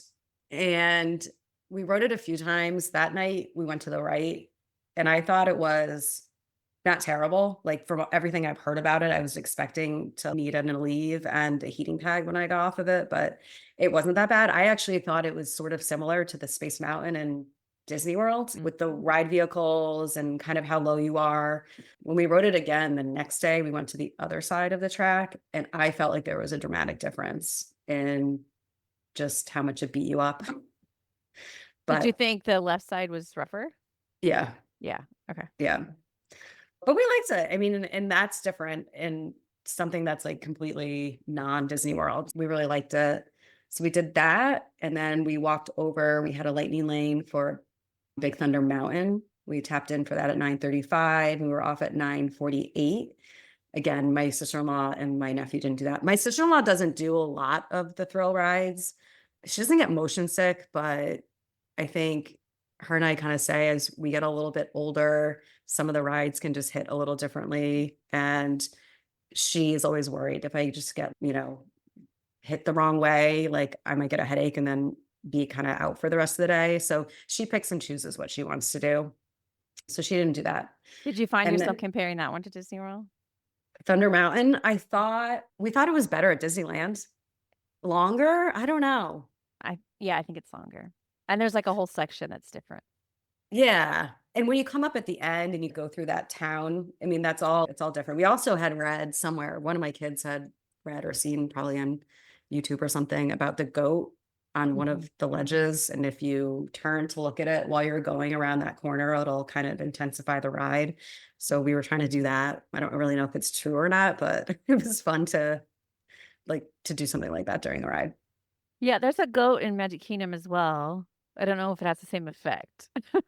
Yeah. I mean, I'd never heard of it. So I've never tried it at Disney World, but yeah, we liked it. I thought, I don't know, maybe it was a little bit faster. I don't know. It felt better. It felt longer too. And we really liked it. At this point, my sister-in-law and my nephews left, and my older son really wanted to do Pirates of the Caribbean again. That's his favorite ride. And he doesn't ask for a lot. So when he does, I want to try to accommodate him. But I was tired. So I'm like, all right, I don't know. I don't want to do it. Okay, fine. We'll go do it. So we walked over into Pirates. It was a complete walk on. We got on at 10. We were off at 10:20. They were literally like waiting for people to come into the queue to try to fill up the boats. So we were in the first row. So we ended up getting soaked, which wasn't the best way to end the night. We were cold and tired, but it was still fun because it was pretty much empty in there. And then at that point, we decided we needed to call it for the day. It was like 10:20. we left and we were back at the hotel in our room at 10:36. Did you keep a step count by chance?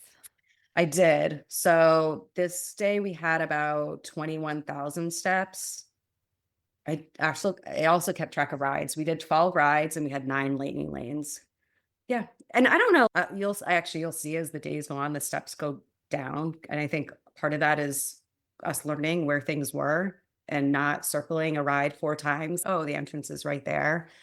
But I did feel like in Disneyland, you could be more thoughtful with your touring, because really the lightning lanes were available for the most part throughout the day. Nothing really, except for some of maybe the really like high priority rides like Guardians, nothing was ever really selling out. And a lot of them were for not, if not immediate return times, like pretty close after. So you could really just be a little bit more methodical about what you're doing and kind of take your time and not feel like you need to run from Space to Thunder to Haunted to this, because those are the orders of the lightning lanes that you're getting and you want to just get as many as you can before they sell out. This was like really just a more relaxed process, and it took us a day to realize that. Yeah. So And I do think that's an important distinction, because you're bringing your Disney World planning brain to Disneyland, because it is very familiar, but it's not as intense. yeah, and like your Disney World, I think I said at the beginning of the day, our Disney World instincts were to like knock out the most important rides to us as quickly as possible, because you don't know if those lightning lanes are going to be available in an hour.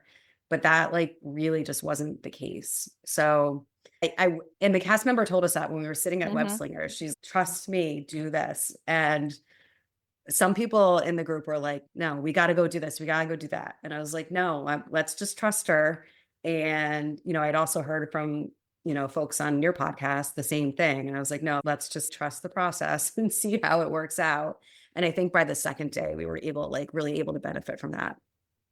Yeah. And I think that the culture there is different. So people are less likely to buy lightning lanes, and you can't make them till you're in the park. So it's not, people booking them beforehand, or it's just different. So I think it's a good distinction. And then we've had guests too that their goal is to not crisscross the park so much. And so I think it is nice to just share this information, so that if they're not considering Disneyland, maybe that'll float to the top of the list. Oh, maybe I can actually go there and accomplish that, because I think Disney World is so much harder. Yeah, definitely 100%. And I also think with not everybody booking their first lightning lane at 7 a.m. with the apps being overwhelmed, like there were like a lot of glitches with the app. It definitely wasn't perfect, especially with the magic bands, but there wasn't like, it's just circling and circling. I got, because it's overwhelmed with the amount of people trying to get something right now. It was just a very simple process. Even with rope drop, I think I said during my pre-trip that we're pretty hardcore. We like to be the first person at the turnstile. And it's fun, for my kids to do that. Like, it gives you kind of a goal.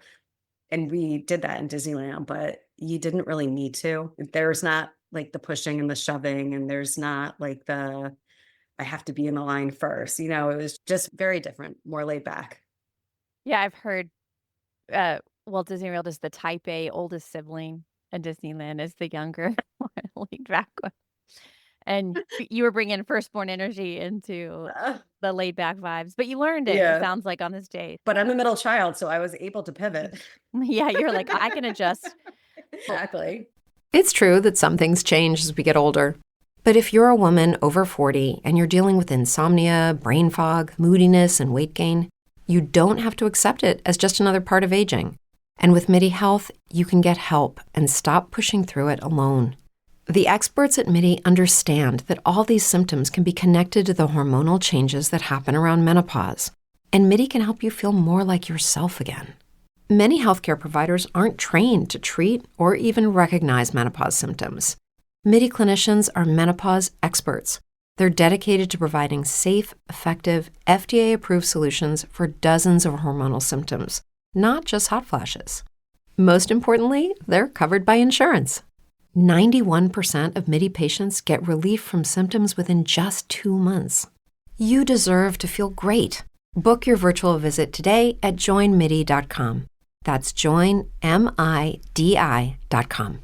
Speaking of being early birds, the next day was Thursday, April 17th. You and your sister-in-law had plans to do yoga at 5:30 in the morning. Yeah, and we did. Talk us through it. Yeah, we're really, really glad that we did it. But the night before, we were like, are we going to do it? Are we really going to get up for it? Like, it was an early alarm, but ultimately we decided that we were. And actually we're texting in the morning. We're like, are we going to go? Are we going to go? And we were both like, we're already up texting each other. We might as well just go. And then shortly after that, a woman from the spa called me because I guess they had been trying to call me to confirm like in the days earlier. And for some reason hadn't been able to get through. She's like, I just want to make sure that you're coming. I was like, oh, yes, we are. So we were up at 4:50 and we decided to kind of like shower and get ready before we went to yoga because we figured we're not going to sweat a whole lot during yoga, but it was going to be one of our concerns was getting back in time to get the kids and then get to rope drop. So we did that. We left at 5:20. We checked in. You check right in at the Eureka Spa, which is like kind of in one of the outdoor pathways on the first floor of the hotel. And we checked in. There was only 4 people in the class. And they were just so nice. They had waters out for us. They had snacks out for us. There was a cart there. So we weren't allowed to bring bags into the park with us, but could bring our phones, but we weren't allowed to take our phones out or have them in our hands while we were in the parks. So we gave them our bags. They said they would lock them up for us. We were there. Everyone was there early. So we just walked over early. We walked in through the Pixar hotel entrance, and then they take you over to, I'm trying to think, you walk to the right and there's a ride right there. That's a taller ride. It might be swings or something. And around it is like a cement platform that overlooks the water right there. So like the Ferris wheel is on your right and you're looking like kind of straight across to Incredicoasters. The silly symphony swings? Or there's like jellyfish ones that go up and down. They're all kind of together, I think. I'm going to look at a map and tell you, but it was sort of right off there and you just walked around. There was there was like a recycled art exhibition that they were doing. So there was art that she showed us and we walked over. She had the yoga mats were like already all set up and it was really dark when we got there. So it was like kind of interesting because they didn't require you to go through a metal detector or any sort of security to get in because the park wasn't open. But, you kind of see the shops are closed and the garbage trucks are there. And, obviously that's why they don't want you to take pictures. But it was definitely cool to see. And I would say the yoga itself was great. She was a great instructor. The class could have been for anybody who's experienced or beginners. It felt really good. We were worried it was going to be really cold, but even though it was like high 50s, it didn't feel that cold. And yeah, we had a really great time. As the sun started coming up, so that water area is where they do World of Color. And when they do the show, you can see it's like almost like a huge like sprinkler system, like the mechanicals for the actual show, like where the water comes up from. So Aaron and I kept looking at each other. What is that? Like in the water? Because as it was dark, you couldn't really see. And as the sun started coming up, we were like, what is all that stuff? So I guess the instructor told us that every night they have to lower that water to a certain level so that the engineers can come and test the equipment every morning to make sure that it's going to be ready for the show. So that was probably like the coolest thing that we saw that was sort of behind the scenes was all the equipment was out there. And we went to the show later that night, like having seen the show and then being able to see the mechanicals, it's kind of remarkable that someone came up with this idea of this water light show and then somebody figured out a way to make it a reality with these like extensive, sprinklers is an understatement. It's not a sprinkler. I don't know what else to call it. It's just this interconnection of pipes and, I don't know, this mechanical like equipment. It was really cool to see. We did that. And we met one of the gentlemen that was in our class. His name was Howard. I don't know if he's like a podcast listener or not, but he was so nice. And he comes to the Grand Californian every week to do this yoga class. He lives in Arizona. So every week he comes to the Grand Californian, he does the yoga class, and there's like another fitness class I think they do one other morning, and he does those. I don't know like what his personal situation is. I'm guessing he's maybe retired or, whatever, but he just loves it there and he loves the fitness classes. So that's what he does every single week. It's So an expensive class. everybody knew Howard. Yes, and that's what I thought. But I was like, wow, I mean, if you don't know, if you can do it, like that's great. But he was really nice and everybody there knew him. That's his So routine. yeah, I mean, I was like starting to ask him questions like, how did you come to do that? What, but it So was. I don't remember. So is this yoga only available to people that stay there? This one, I think, is only available to guests of the Grand Californian. They do have other classes throughout the week that I think anybody can pay for to do. But I think this one, the sunrise with the park entrance, I think is just for guests of that hotel. And they do it through the spa. And I actually don't know if I think the spa is through a third party. They probably manage it. But I will say the instructor was really great. Again, the yoga itself it was a phenomenal class, and just the experience of being able to go into the park before it was open was definitely worth it. And it was $45, which isn't that much more than you would pay to walk in and do a yoga class if you're not a member somewhere. Felt like the cost was pretty reasonable to do something like this. And when we left, they're like, take as many waters as you want. They had kind bars, like take as many as you want. We're not going to do anything with so it was really nice. Oh, I'm glad you got up for it then.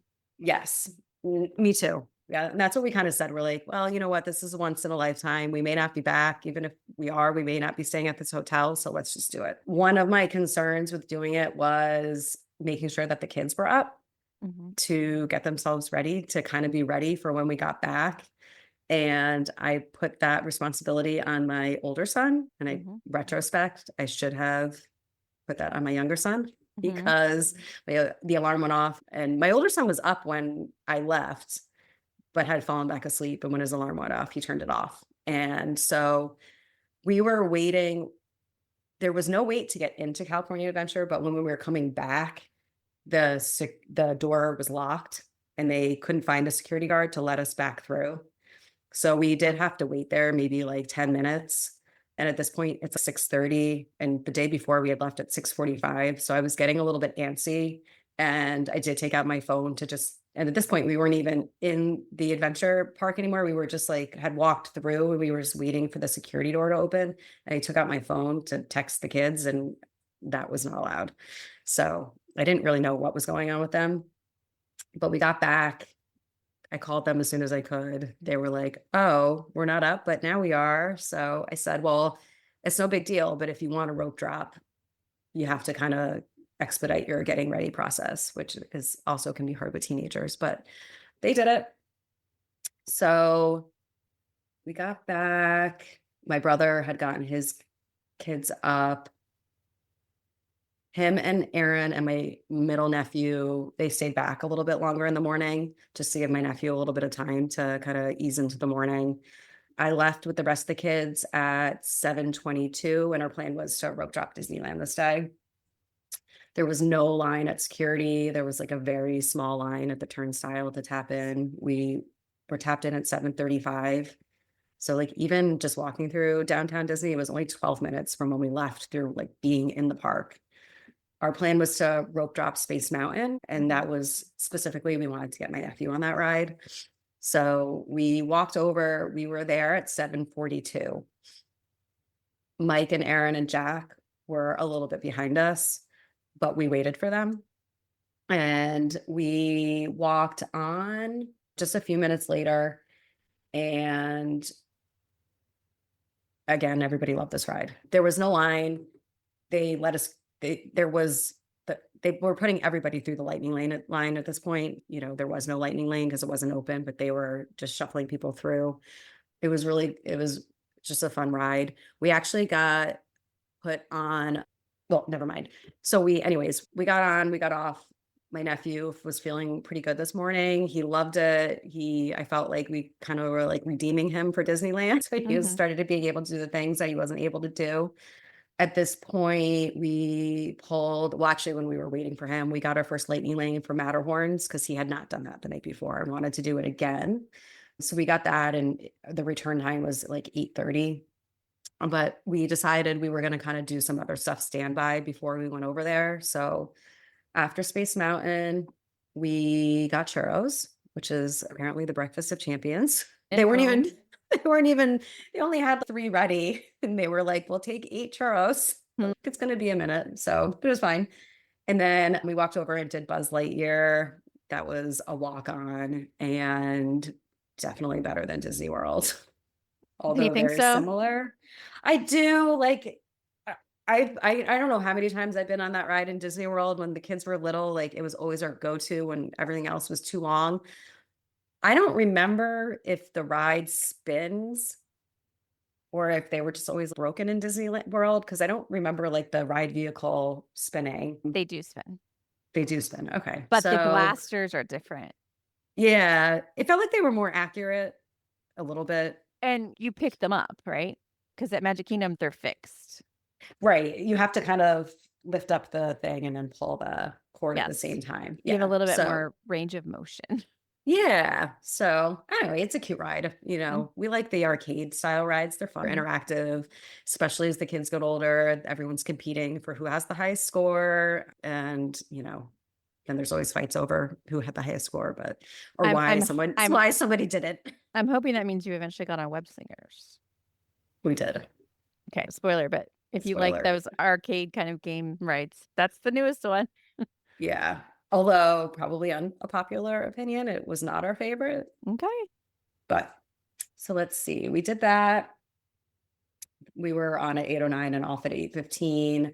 Then the kids did, I'm probably saying this wrong, Autotopia, which, it's the Speedway, maybe slightly different, which was like a one and done for me with the kids. Even when they were little, I refused to take them on that. I just think it's such a waste of time, but they wanted to do it. So we did it. And there was like no line for this. And, for the kids who can't drive, it's fun for them to drive a car. But we did that. And again, it's just a long process. The rope dropper in me is we're wasting kind of valuable time. But I also feel like with Disneyland, you can kind of do that. So we did that. And then they wanted to do the Nemo submarine, which I 1,000% was not going to do. And neither were my brother and his wife. But they wanted to do it. Speaking of a time commitment. Correct. Yeah, it was long. But they all really liked it. So why didn't you want to do it beforehand? So I'm kind of claustrophobic. And the idea of getting in a small vehicle thing underwater was just not something I wanted to do. I vaguely remember, and you could probably tell me if I'm completely making this up, but I vaguely remember there being a similar ride in Disney World when I was it 20,000 Leagues Under the Sea, maybe? Yeah, but it was a long time ago, and I'm having trouble remembering going on it. And I feel like all my memories are going together because I'm like, am I remembering Disneyland or am I remembering Disney World? Right. I don't know. But I have a vague recollection of going on that ride as a kid, but I don't know. But I was like, I'm not. I had seen a video or something about that. I think actually it was in the behind the attractions. Yeah. I had seen something about it and I was like, there's no way you couldn't pay me to get on that ride. But you guys are old enough, go on your own. So the teenagers all went without the adults. Yeah. Okay. Yep. And it was fine. We were waiting a long time though. And it was also really cold this morning. I went to go use the bathroom, sort of like around the corner from Autotopia, in between where the submarine ride is. There's like a bathroom off to the side. There was no heat on in it. It was absolutely freezing. I tried to buy a kid's winter hat they had right at this little gift stand because they didn't have adult ones, but it was just a little bit too small. But it was really cold this morning. But we just kind of waited. My brother and his wife got a coffee. They eventually got off. And the other thing that was sort of frustrating was we were texting them to see where in the process they were. Like, are you still waiting in line? Because if you are, let's probably get off and go do something else. but they were on the ride. There's no service. Mm. So we had no way of really knowing where they were, how long they were going to be or anything like that. But it was fun. They thought it was really fun. They really liked it. That's kind of, I guess, all that matters. So, The again, Nemo, not my cup of tea. it's similar to the Nemo ride at Epcot, which is hard to imagine because it's not a submarine. But the actual Yeah. ride path, that's the closest similar. So I'm just filling you in for what you Yeah. I mean, I love Finding Nemo. I do, but no, again, I'm too claustrophobic. I know I wouldn't have had a good time on that. You wouldn't have. It Yeah. does feel very enclosed because it is. Yeah, I couldn't have done it. So it was a good call. And great that they're old enough that they wanted to do Mhm. it. It wasn't like, well, mom doesn't want to do this. You can't do it. Go ahead. So we did that. And again, it was a while. I mean, it was a walk on, but it was still, I think, close to half an hour before they got off. Then we had our lightning lane for the Matterhorn. We tapped in at 9:04. We were off at 9:16. This is when we went the other side of the track, which I thought was just so much worse. I got off that. I'm like, okay, I'm not going to do that again. I still liked it. It was just a little too rough for me, but the kids liked it. And your nephew, the middle one that had not been feeling great, he got the rough version of it. Yes, he did. And he was right behind me. And he kept telling me, I promise, Aunt Kimmy, I won't throw up on you. And I was like, okay. Yeah. Fingers Great. crossed. Yeah. Hope that's right. Yeah.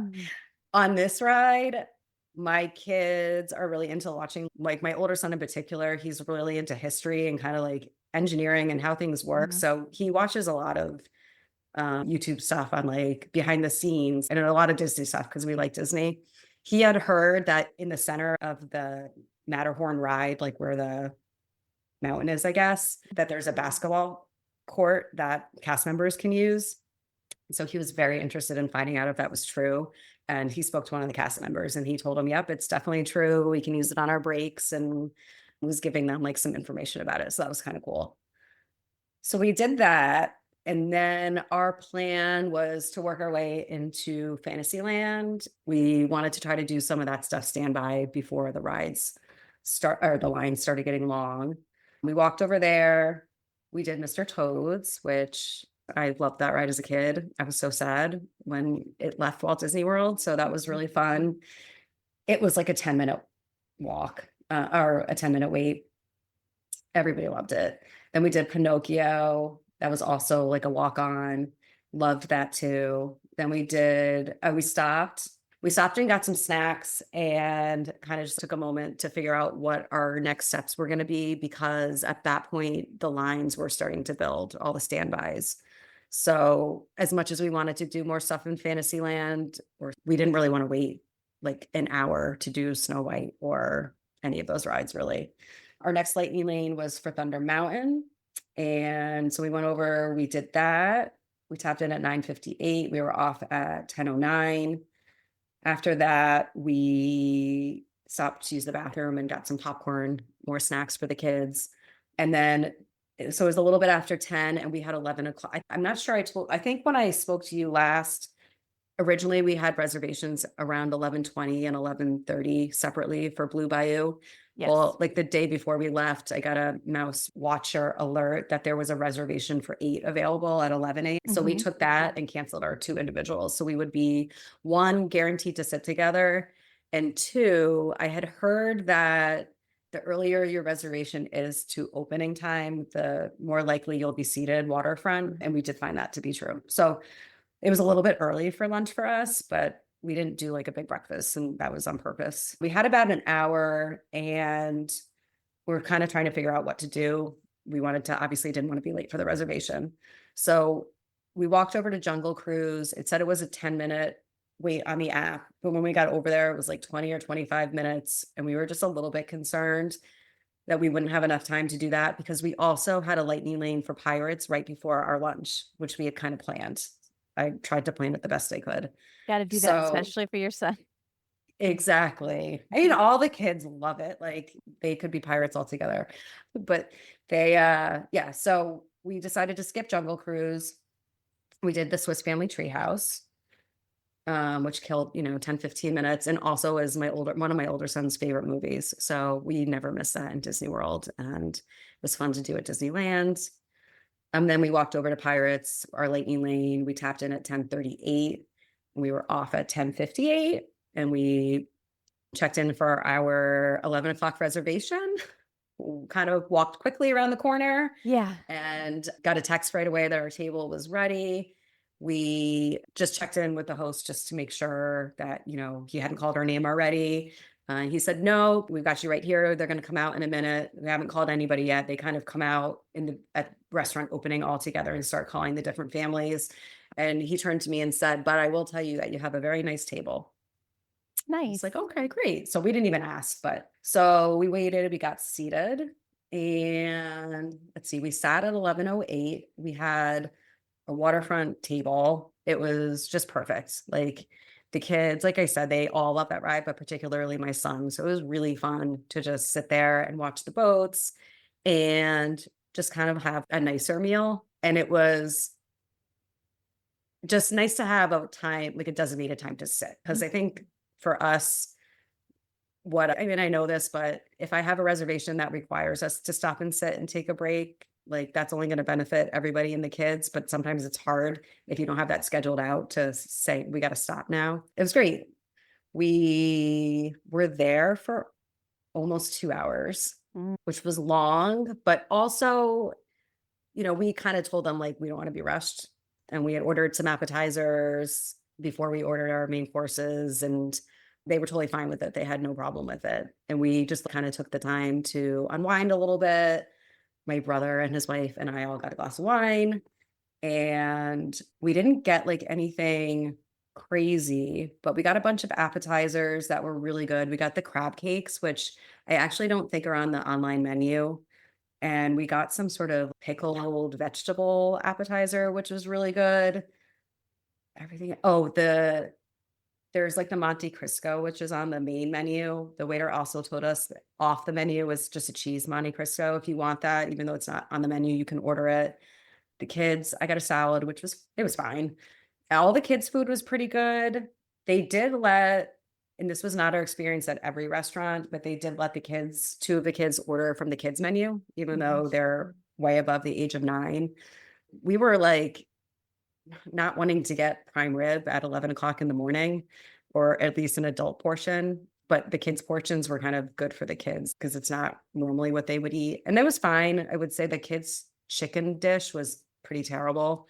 It was like, it said it was like a roasted chicken, but it was just like a chicken breast that was pretty dried out.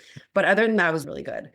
Like I said, we were kind of taking our time. And at this point, we had booked lightning lanes for Tiana's.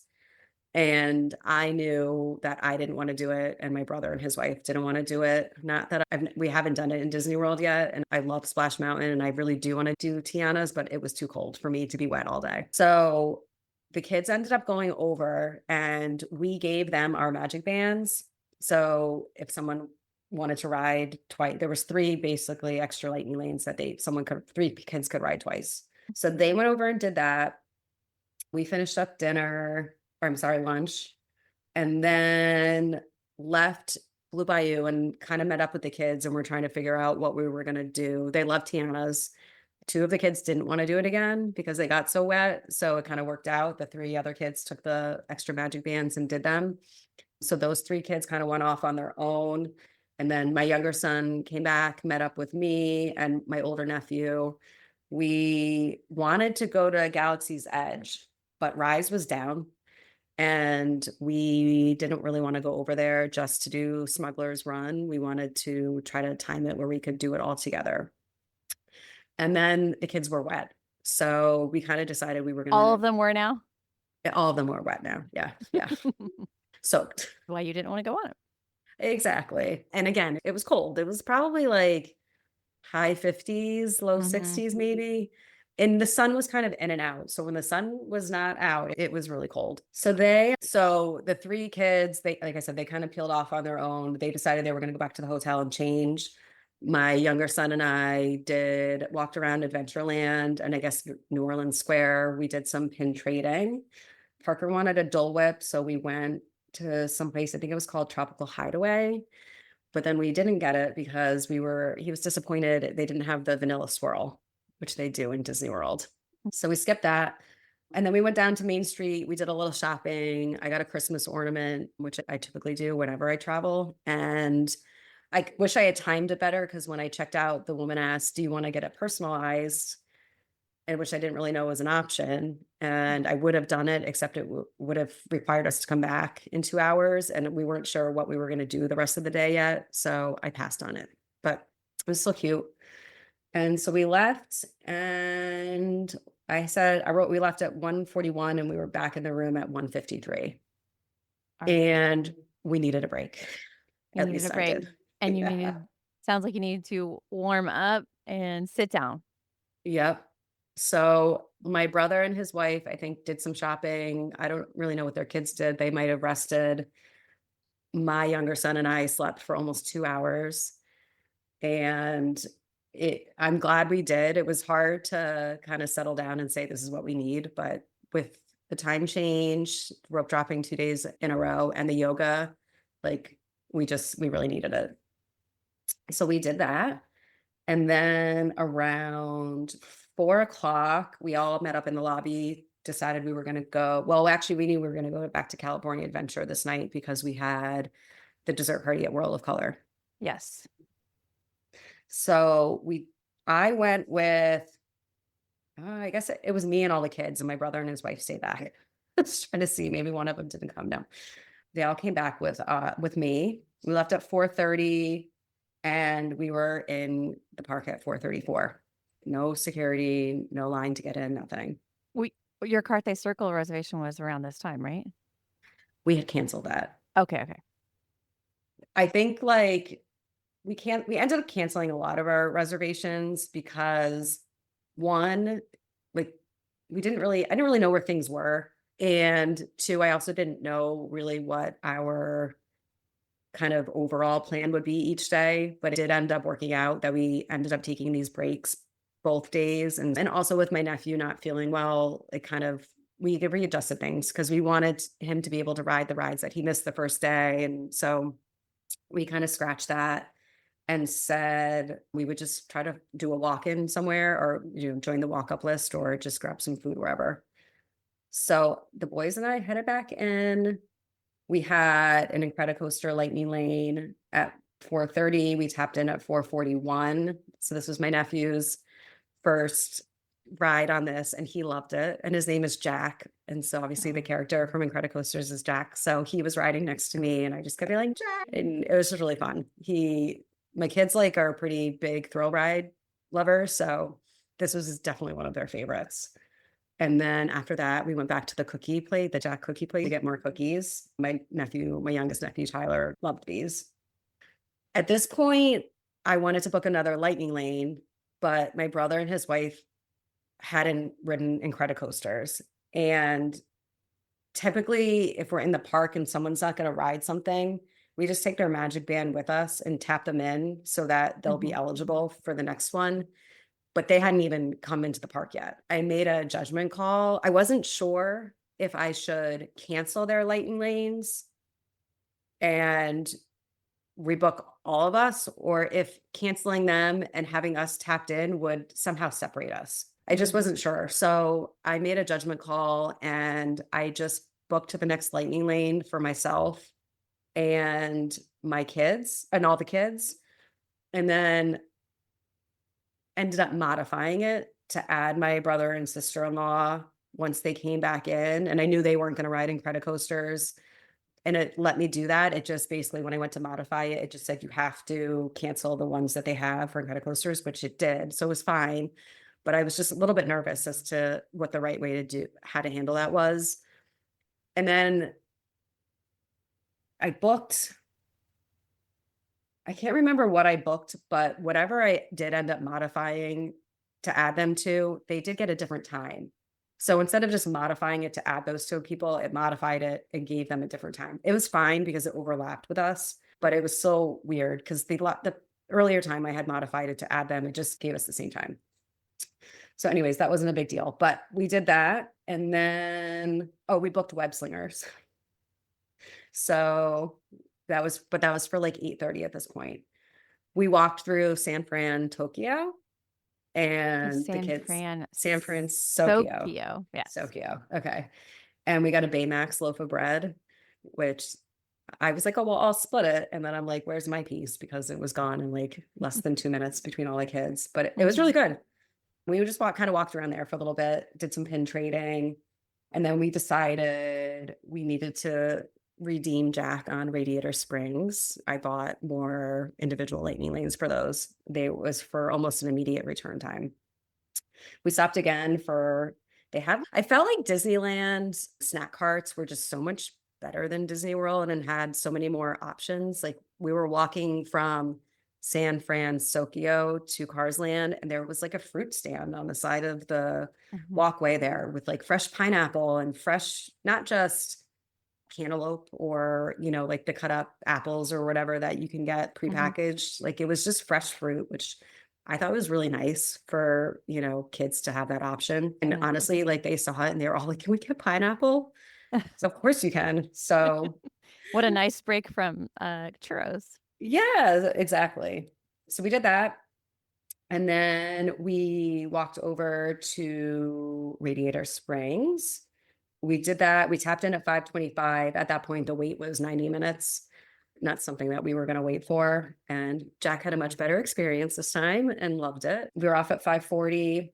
And then we were going to do, I think it's called Luigi's Roadsters standby. And we were waiting in line. We didn't really know what it was. And as we got closer, we realized it was like a spinny ride. And the kids decided they didn't want to do it. And I don't really do spinny rides, so I wouldn't have done it anyways.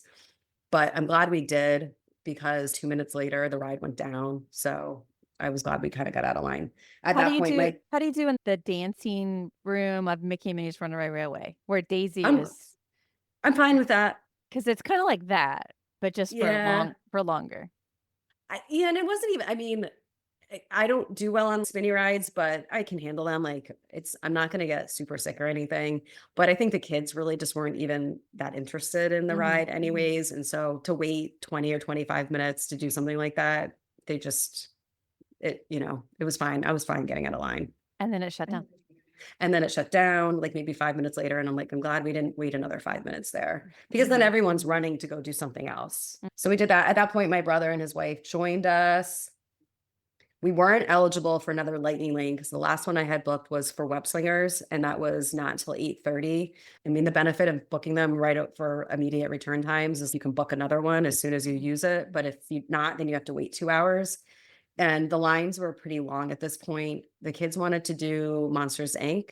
So we just kind of walked that way. And the app said it was a 20-minute standby, which would have been fine, except when we got there, it had gone up to 45. So at this point, we did have a dinner reservation this night at Wine Country at 7. Okay. We didn't cancel that. And we didn't think we'd have enough time to do that and go to dinner. But the kids were starting to get hungry. So we went back to Pim's and got one of those gigantic pretzels to share with the cheese sauce, which was really good. There's 8 of us. We didn't even finish it. Wow. It's huge. Yeah. I mean, it definitely is big, but I'm surprised that 8 people didn't finish it. I mean, they had just eaten a loaf of bread, so they were a little full on bread. Exactly.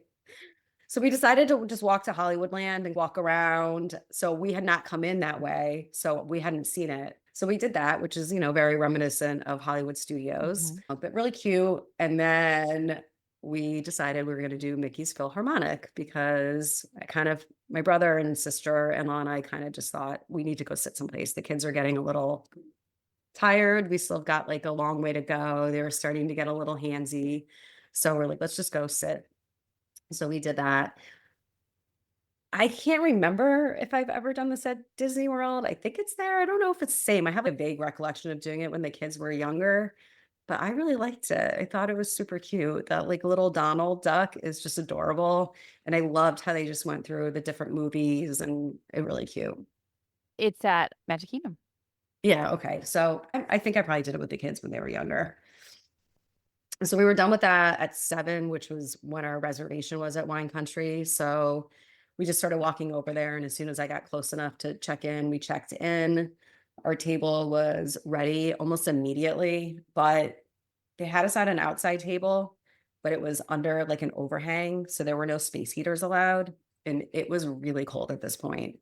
So we're not usually one to ask to move or to be reseated, but we couldn't sit out there. So we just asked nicely if there was a table like more outside that could be closer to the space heater. And they were like, it's hard with a party of 8, but let us see. And they were able to find us another table right away. So I'm glad that we did it. Like I said, we don't like want to complain or ask for too many things, but the kids really needed to warm up, which is such an odd thing to say coming like from Disney World. It's kind of a nice problem to have if you don't like the heat. Yeah. I mean, we like to get away to the heat because we live somewhere that's so mild. So that was probably one of the downsides for us. But I mean, it was great. Every restaurant had space heaters. They're obviously prepared for it. And with the space heaters, it's totally fine. We had a waiter his name was Jay from LA, and he was really great, just like really interactive, good with the kids. He had recommended a wine that I think is from Walt Disney's daughter's vineyard, which was really good. And so we each had a glass of wine. And then during dinner, and the food was fine there. I mean, it was fine. It wasn't like anything to write home about, but it was definitely, edible. I thought there would be like I thought there would be a pizza option. There wasn't like an adult pizza option, but there was a kid's pizza, which my younger one wanted. He's a pretty picky eater, even though he's almost 13. The pizza was like the size of my hand. It was so tiny. He probably could have ordered 4 of them, but it was fine. And then during dinner, we kind of started talking about what do we want to do the next day, because we had sort of left those plans open, and kind of just started asking people like, what have you done that you want to do again? What haven't you done that we haven't done? And so sort of figured out that our priorities really were wanting to do Galaxy's Edge, wanting to do some of the rides in Fantasyland that we didn't get to do, Web Slingers, because we still hadn't done it. I suggested maybe we sleep in a little bit, and my older nephew told me I was getting soft and was pretty disappointed in me. And I thought you're like, I'm just tired. I'm tired, but it's funny because I'm the one that pushes people in our group. We have to rope. We don't have to, but if you want a rope drop, I'm going to do it with you. We're going to do it the right way, because really to take advantage of like the quiet hours, I really like to do. And they're all, oh, Aunt Kimmy, you're so crazy. But then at the end of the day, they thank me for it. And they're like, no, you really do a good job with it. I thought that was funny.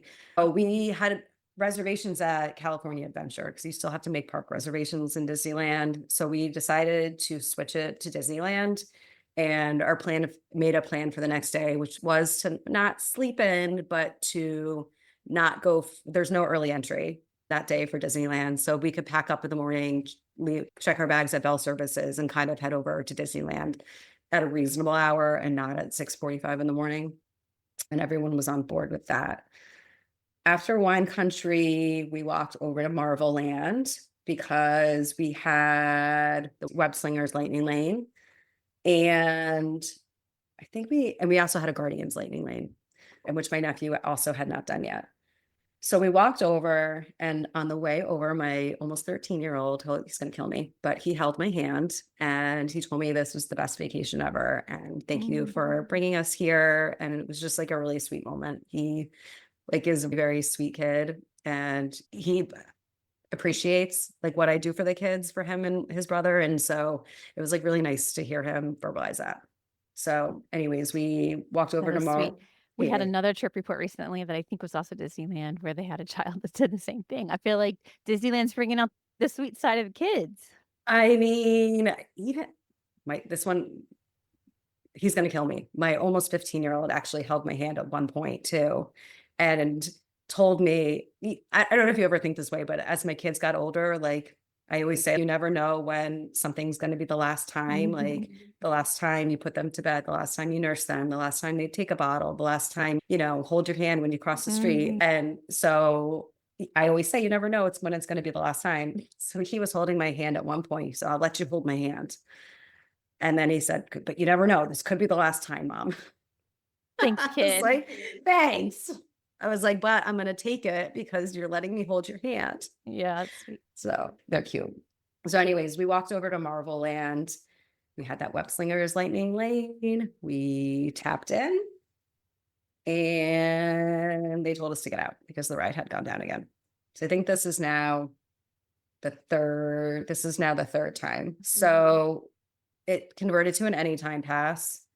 And we had a lightning lane for Guardians. So we're like, let's go walk over, do Guardians, and let's see if Web Slingers, because it's getting towards the end of the night. The park, I think, closed at 10, but we had the World of Color dessert party too. I'm like, there's just not time for everything, but they really wanted to do Guardians. So we went over, we did Guardians. And again, I love that ride. My nephew loved it. It's just a long time. Even with the lightning lane, it's a good half an hour to get on and off. But we did it. We all loved it. And we got off. And then the app said that Web Slingers was back up. So we ran over there. And at this point, it's 9:35. And World of Color starts at 10:15. And we were supposed to check in for the dessert party at 9:15. But our plan was never to check in at 9:15 because we weren't super concerned about sitting there for an hour and eating. We really just wanted to get there in time to watch the show. That was why we did it. So we were like, it's okay as long as we get there, in time to be seated and everything. So we tapped into Web Slingers again and it went down again. So at this point, it's clear we're not riding Web Slingers this day. And this is our fourth time. It's disappointing, but it is what it is. We left and then we darted for the dessert party because you have to check in all the way down by sort of near to where the Pixar hotel entrance is. It's somewhere along the water right there. So we're running, and then all of a sudden I see a guy with a sign that says World of Color dessert party. And he's leaving the area, and we're like, oh, where do we check in for that? Are you the Sanfords? We've been calling your name or something. Yeah. He goes, oh, don't worry. Let me take you right there. And so he just led us with his sign right to the area. I mean, we were there at 9:46. So it was still a half an hour before the show started, which, to be honest, was plenty of time for us to sit there. Again, 4 teenage boys, they don't want to sit that much. So to get them to sit for half an hour was plenty, but it was really nice. We sat down, we have 2 waterfront tables. They bring you out, each individual gets an individual plate of whatever's offered. So there's cheese, crackers, grapes, and then some desserts, rather than the dessert party I had done I think in Hollywood Studios a bunch of years ago. There was a buffet basically where you would go up and it was a self-serve bar. This was all table service and anything you wanted. They were just bringing hot chocolates. They were bringing, I think there were watermelon margaritas, which I didn't have, but my sister-in-law did. And she said it was really good. I wanted just wine. They just brought me a glass of wine. Actually, I ordered a glass of wine and he just kept bringing more, and more and more water. And what else can I get you? But he was really great. And so we just kind of hung out there. My youngest nephew had kind of had it at this point. He was tired. And so they made the decision that my brother was going to take him back to the hotel at this point, which was just a few minutes before the show started. But he's kind of when he's done. I think my brother was tired and totally okay doing that. So they went back to the hotel, which was unfortunate, but we had a great time. That show is fantastic. It's just so different. Again, I was telling you, we had seen all the mechanicals for it earlier that morning, and we didn't really know anything about the show. And then seeing it be put into place, it was just really nice to see.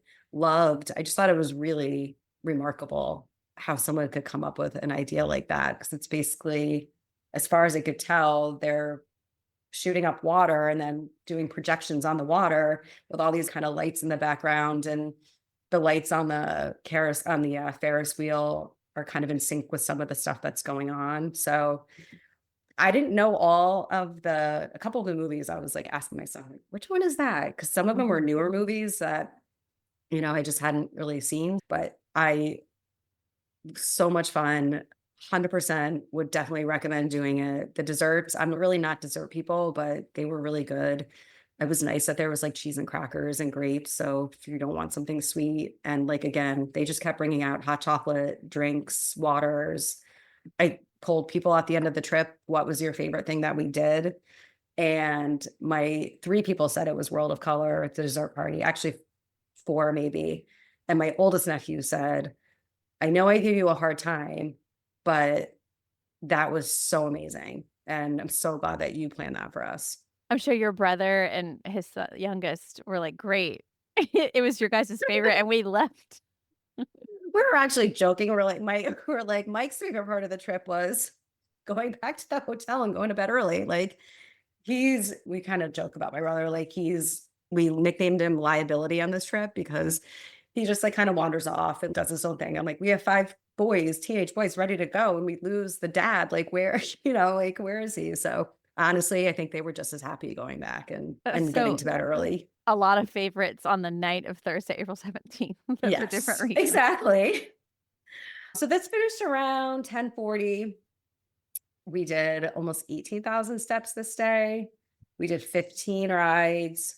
We had 2 failed attempts at web slingers, just like the day before. I wrote we had 6 lightning lanes. And then we finished the day with 2 anytime lightning lanes because of the web slingers failures, which I don't really even understand why we had 2, because we used the first one to try to get in the second time, I think. So I'm not really sure how it worked, but we ended up with 2. But they were, again, it was like now it's like 10:45 at night. California Adventure is closed. There was talks of then going back to Disneyland to use those. And I have a hard time saying no, but I said no. Like unfortunately, these are going to go to waste. It's too late.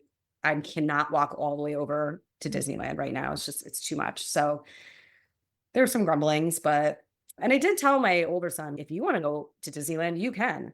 But nobody really wanted to go with him, to be honest. Everyone else is really tired. So we went back. We were back in our room. The show ended at 10:40. We were in our room at 10:48, because the exit was right basically across from where we were seated. The one by Corn Dog Castle? Yeah. Yep. Yeah, that's really close. Yeah. That's good timing. Yes, it was good. It was a long day, but I'm glad we took that nap in the afternoon, because if we hadn't, there's no way we could have pushed through. It's true that some things change as we get older. But if you're a woman over 40 and you're dealing with insomnia, brain fog, moodiness, and weight gain, you don't have to accept it as just another part of aging. And with MIDI Health, you can get help and stop pushing through it alone. The experts at MIDI understand that all these symptoms can be connected to the hormonal changes that happen around menopause, and MIDI can help you feel more like yourself again. Many healthcare providers aren't trained to treat or even recognize menopause symptoms. MIDI clinicians are menopause experts. They're dedicated to providing safe, effective, FDA-approved solutions for dozens of hormonal symptoms, not just hot flashes. Most importantly, they're covered by insurance. 91% of MIDI patients get relief from symptoms within just 2 months. You deserve to feel great. Book your virtual visit today at joinmidi.com. That's joinmidi.com. You had one more day, which you had told us in the pre-trip was a flex day, but you had decided that it was going to be a Disneyland start. You did say in the pre-trip too that you might consider doing the Premier Pass. We did not. Okay. Honestly, I felt like we didn't need to do it. I felt like the lightning lane system in Disneyland really is effective in getting you on whatever ride you want to go on. And I will say that the parks felt very crowded as we got closer to the weekend. Friday was Good Friday. And so I'm assuming a lot of schools were closed, and it felt like there was just a lot of people everywhere. But we were able to get whatever lightning lanes we really wanted fairly close to the times that we wanted them. And, we had done at this point, not everything we wanted to do, but we still had one more day. And based on how the lightning lanes had really worked, we just felt like it really wasn't a necessary, very expensive, thing to do. It wasn't necessary. So we didn't do it. What did you decide to do on Friday? We got up around 6. We showered, we packed up, we kind of took our time that morning. We left our room around 8:30, checked our bags at Bell Services. because we were going to go through downtown Disney instead of going to the Craftsman Grill again that morning, which really didn't have a lot, we decided to mobile order Starbucks. We left at 8:40. We walked to Starbucks. It was ready for us, even though I was kind of thinking it wasn't going to be because there was people out the door. It was like right there. So we stopped, we ate a little bit. We walked to Disneyland. We tapped in at 9:06. And our plan was to do Fantasyland and then head over to Galaxy's Edge. Those were kind of like the two things that people really wanted to do. So we walked over to Fantasyland. When we walked in, I booked our first lightning lane for Galaxy or for Smuggler's Run it actually was too early because it was almost immediate and we weren't planning on going there right away. So I ended up having to modify it a couple times to make it later. But our plan was to kind of do that and then to get Rise around the same time and go over there after we did Fantasyland. Oh, when I opened the app to book our first lightning lane, it had the anytime passes in there from the night before still, 16 of them. So 2 for each person. That's almost like a Premier Pass. Uh-huh. And we weren't expecting them. We didn't ask for them because it was so late. Like when they went into our account. I don't know if that's why. I really don't know why. No one said, oh, well, these will be good for tomorrow. I fully expected them, if we didn't use them that day, to be gone that day, but they were all in there. So we were like, okay, well, that adds like a little bit of additional flexibility for the day. And so we can kind of incorporate those into what we want to do. It was raining this morning and it was also very cold, probably like high 50s. Rain was not in the forecast. So we were kind of surprised and not really prepared for it. It wasn't like a heavy rain, but it was definitely enough that it was kind of annoying. But we walked over to Fantasyland and our first order of business was to try to get Jack some Mickey waffles because he hadn't been up for eating a lot on this trip and he really wanted Mickey waffles. And because Craftsman's Grill in the hotel, the grill part wasn't on, they didn't have them. And anyways, you can't get Mickey waffles really anywhere in the park is what we found out. But we did get him a big Mickey pancake and he liked that. So we did that.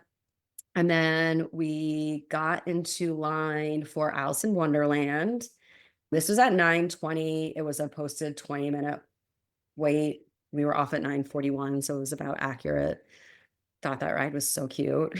Just loved it. And as we're riding, I realized my kids had never seen the movie, which I felt like a really bad mom. Like, how have you not seen it? We've seen every Disney movie umpteen times over. How have you not seen Alice in Wonderland? So we're going to watch that at some point soon. But everybody really liked it. Then we did Peter Pan. We entered the line at 9:45. It was a posted 30-minute wait. We were off at 10:19. I mean, this is a great ride. It's a classic ride. Understand why people like it. I don't understand why it's like mobbed in the beginning of the day because to me, it's good, but it's, I don't know. I would never wait 2 hours for it or anything like that. And I thought it was a little bit different than Disney World, but pretty similar. But busy, just like Disney. Busy. But we wanted to do it.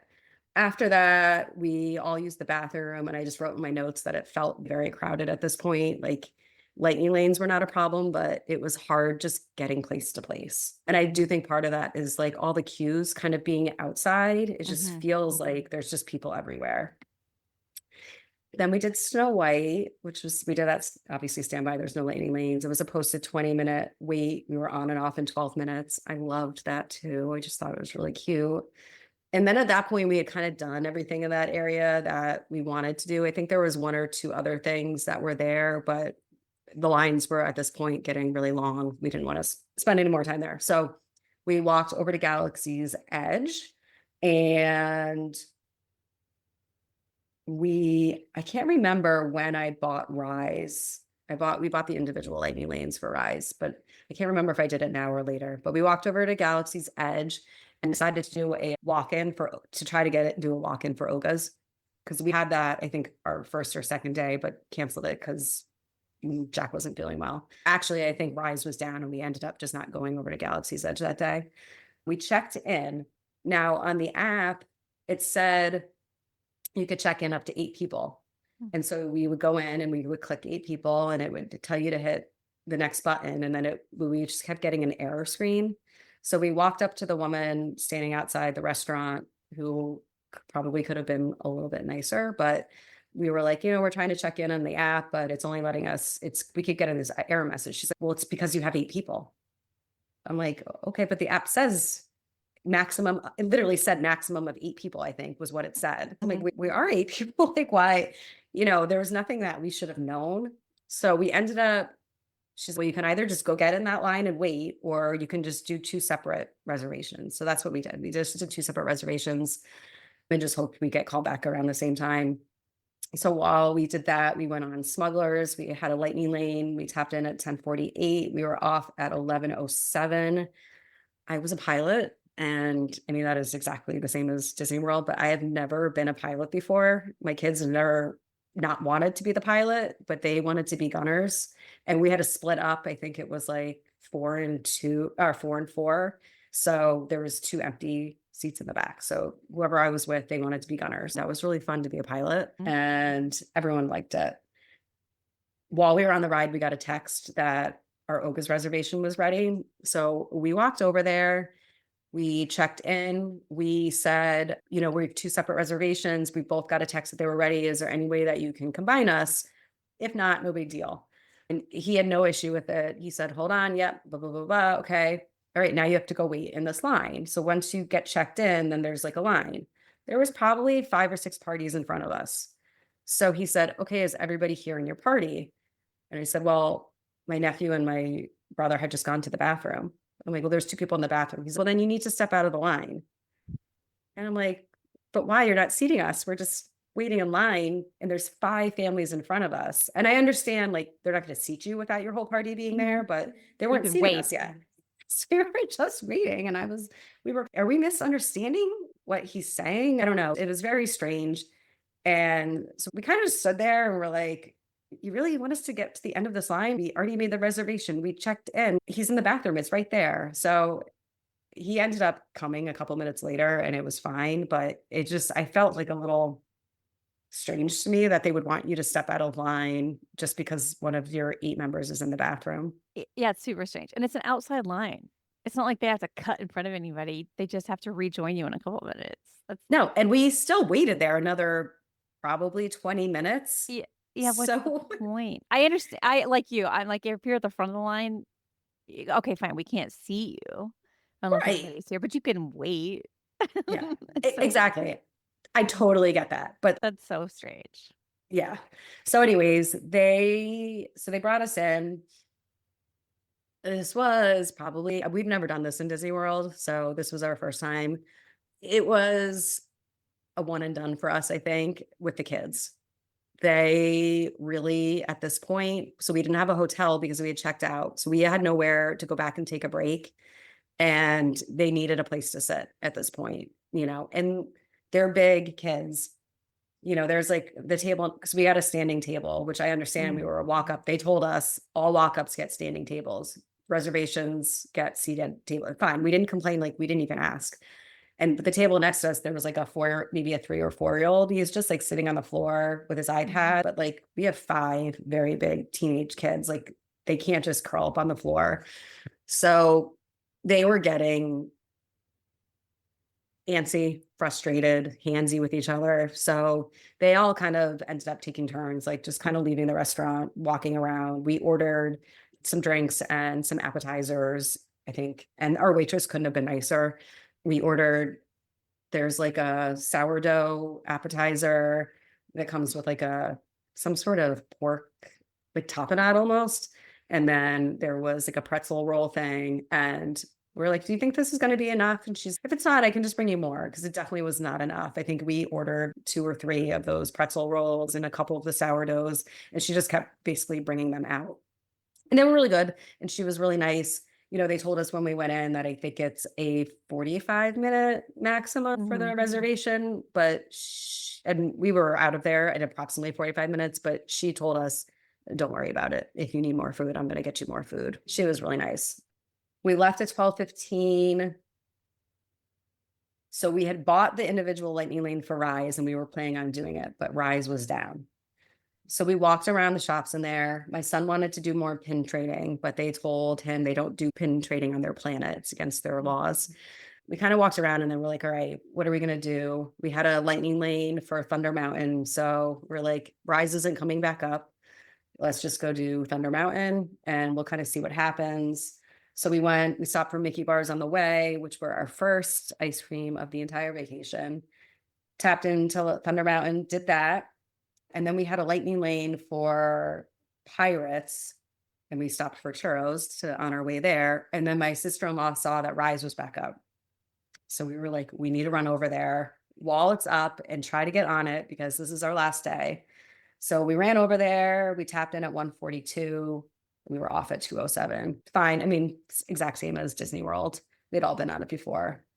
And then we walked to Adventureland and there were these like almost like professional pin traders set up in the entrance to Adventureland. I don't know if you know anything about this, but we had heard about it from somebody in the park. And so my younger son was like really into this pin trading this whole trip. And so I didn't know where it was. I just heard about it. I walked into one of the shops and I asked the woman there, do you know something about this pin trading event going on? And she was like, yes, they're outside. They're right here if you want to go. Just be aware. They're not cast members. So unlike Disney where they can't say no, they can say no. So if you have a child, like just be aware of that. So I looked at Parker and he looked at me and he was like, no, I don't want to do that. So we just walked by. It was interesting to see them like all set up with their binders and I need a tables. Defunctland video about the pin traders because I'm fascinated because they do it to a lesser degree at Disney World, but it's like their whole life. They just sort of hang out there with their binders and they have spots and it's like They had part-time job or something. Yeah, and they had like signs on their tables, like who they were. And yeah, again, like if you're an adult and you want to do that, that's great. But I was glad that the cast member kind of gave us a little bit of a context around what it is, because I didn't want my 12-year-old, very sensitive kid who hasn't, gotten a lot of sleep in 3 days to go over and be rejected in some way and then be upset about it. But it was fun to go watch. I mean, they're literally like wheeling and dealing over there. I'll do this, I'll do that. No, what about that? It was very interesting. So we did that. And then we decided we were going to head over to California Adventure. We did some shopping on Main Street. There was like a little, I don't know what you call it. It wasn't a parade, but it was like a little like dance show with the characters coming down Main Street. So we watched that. And then we left Disneyland at 3:15 and we were into California Adventure at 3:18. So close. Yes, very close. And this was, I assume, your last bit before you had to leave. So what was on your agenda before heading out? Web slingers. Of course, because it had been down. It had been down. We still had a bunch of lightning lanes. The kids did Grizzly Peak, I think is that what it's called. We bought them ponchos before they went on because we did not want them to be soaked. Then we went to Web Slingers and we had a lightning lane for it and we were able to get on. So this, I think, is our 5th try. We tapped in at 421. We were off at 442. We liked it. I actually thought it hurt my hands. I don't know. It wasn't worth going over there 5 times, I don't think, but the kids really liked it. It was fun. I wouldn't go there. Like now knowing what it is, I don't think I would have been running all over the park trying to do it, but now we've done it and we know. So we did that. We got off the ride and my son quickly told me that he left his phone on the ride. Great. My instinct was to go to the park, the entrance to the ride, and talk to the cast member, but they were like, well, right at the exit, there's a cast member right when you walk out. Let's just go back in that way. The worst is we're going to get yelled at. So I was like, okay. So we did it. And the cast member was right there. They're like, no problem. What's your wallpaper look like? They had it right in Lost and Found. So that was good. Then we used our Anytime Pass on Guardians. And while we rode, my sister-in-law was trying to find us a dinner reservation. So we had originally said we were going to leave mid-afternoon. That was not what we did because the kids were just really having a great time. There was nothing we wanted to do in LA. And we're like, we're here. We might as well just enjoy it. So she walked over to Lamplight Lounge and got us a walk-in reservation. We're on Guardians and it takes a long time. So our table was actually ready like really quickly at Lamplight Lounge. So she's like texting us, like, you have to run down here. They ended up having to cancel the reservation, then putting her in again. So we got there and they're like, okay, ready to be seated. We're like, yep. So they bring us downstairs. They bring us like down the stairs into the restaurant. And there was like a table like in the lounge area near the bar that looks like a large party. We're like, oh, they're going to bring us there. No, we walk right by there. Then they're like, all right, we're going to go outside. No. So she makes like a turn and brings us through like a fire exit door. And I'm like looking at my brother, like, what is going on? It's like where they store the high chairs and like there's some mechanical equipment back there. And I'm like, oh, they're going to make a joke and say, oh, because you're late, this is where you're going to sit. And then they're going to, oh, haha, and bring us to our table. That's kind of what I thought was going on.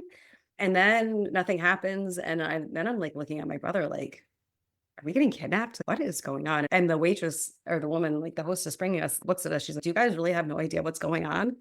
We're You're like, no. we've never been here before. Like, no, we really don't. She's like, you didn't request to be back here? We're like, no, I don't know. Where are we? So she's told us, so we got like randomly selected for a VIP experience. And there was like a secret door back there to get into this VIP private dining area, which is really cool. It was almost like a speakeasy. There was like I don't know if you've ever been back there.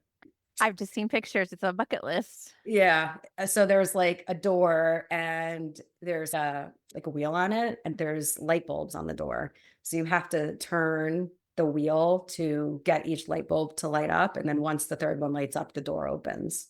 So she's like, what are we celebrating? Other than being first timers, we're like, I don't know, graduation. So she's like, okay. So my nephew Ryan did the door and brought us in. And, it was like she told us that it was used as the office for the Imagineers when they were designing the restaurant. That's where they did all of their like brainstorming. And that's what they used as like their base for everything.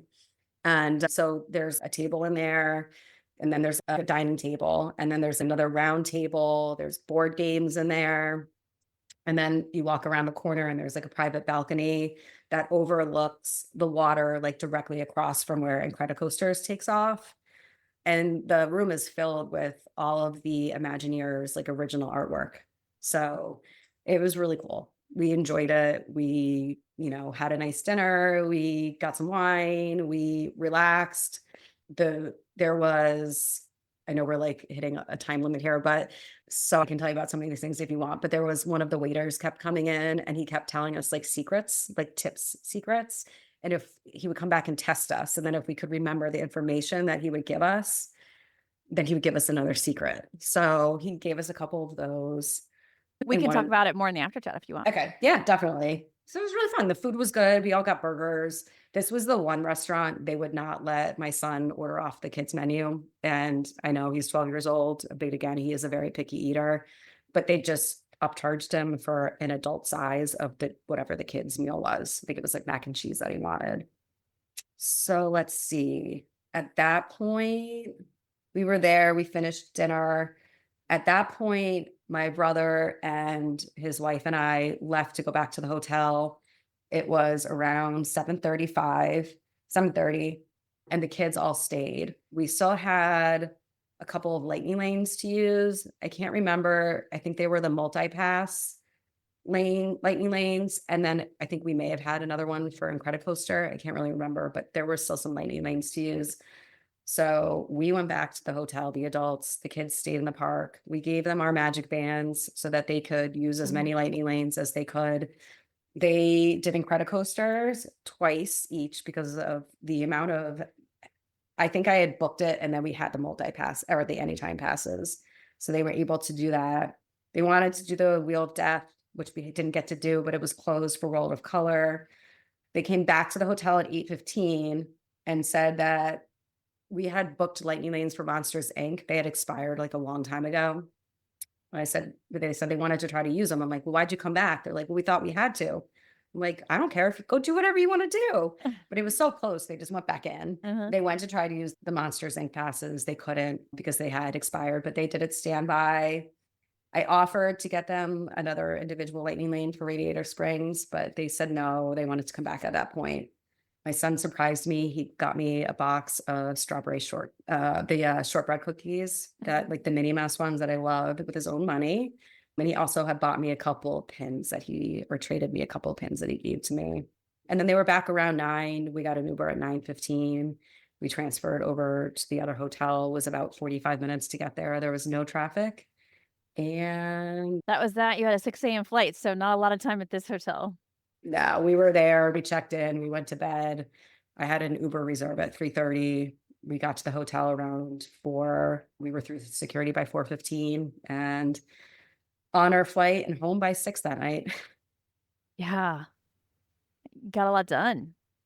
We weren't planning on doing that much that day, but the other thing about this day was the sun came out after. It was raining in the morning, and around late morning, the sun came out. It was the first day that it really felt like warm and comfortable. So I don't know. We were like, what are we going to go do in LA? It's probably a good thing you didn't leave mid-afternoon because you wouldn't have got that Lamplight Lounge experience. And we probably would have just sat in a lot of Friday afternoon traffic trying to get over there. Yep. So overall, sounds like a really good trip. Yeah, it was amazing. It was a trip of a lifetime. Kids loved it. Yeah, I was going to say, as the kids already told you. Yes. Yeah. Before we even got into the parks. Yes. So did this scratch the Disney itch for you? It definitely did, in a different way. It's not Disney World, but I think as like my kids get older, this is really a great option for us. Like, being so close, being able to walk everywhere, you still have the Disney feel, almost more so, because you're not dealing with buses and tired, cranky kids at the end of the night, and a 45-minute bus wait and then transfer and this and that. It really did. We had a great time. I'm probably a Disneyland convert at this point. Nice. Yeah. That's a big endorsement. The only thing is that it's a bit of a flight for you. That was the only downside, is the flight. And for us, the weather was a little bit of a bummer, but I think it has its pros and cons, to be honest, being so mild. It does. I've been there in April when they had a heat wave. Also rough, because as you mentioned, there's a lot of outdoor space. Like the queues, they're just not built for the heat. So either extreme can be a little bit rough, but overall, good trip. Yeah, it was a great trip. Okay. Well, I appreciate you taking the time to share, and we'll keep talking on the after chat. Sounds good. Thanks. I hope you enjoyed that trip report. Kim and I did keep talking on Patreon more about her experience at Lamplight Lounge, as well as her future travel plans. So if you're a patron, check it out there. It's up there in video and audio form. And if you're not a patron, feel free to join us. We have lots of content going out every week, including video versions of the pre and post trips, as well as after chats, and a weekly podcast that I do with Heather, a private Facebook group, close friends on Instagram, meetups when we are at Disney World, etc., etc. Please join us. We love our little community that has formed over the last 5 years or so. I think that will wrap up this episode of WDW Prep To Go. For more information, please check the show notes in your podcast app or head to the website WDWPrepSchool.com. Click on podcast at the top, scroll down to episode 459. And until next time, I will see you on the site.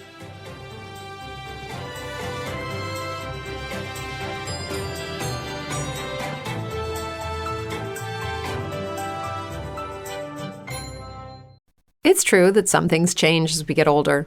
But if you're a woman over 40 and you're dealing with insomnia, brain fog, moodiness, and weight gain, you don't have to accept it as just another part of aging. And with MIDI Health, you can get help and stop pushing through it alone. The experts at MIDI understand that all these symptoms can be connected to the hormonal changes that happen around menopause, and MIDI can help you feel more like yourself again. Many healthcare providers aren't trained to treat or even recognize menopause symptoms. MIDI clinicians are menopause experts. They're dedicated to providing safe, effective, FDA-approved solutions for dozens of hormonal symptoms, not just hot flashes. Most importantly, they're covered by insurance. 91% of MIDI patients get relief from symptoms within just 2 months. You deserve to feel great. Book your virtual visit today at joinmidi.com. That's joinmidi.com.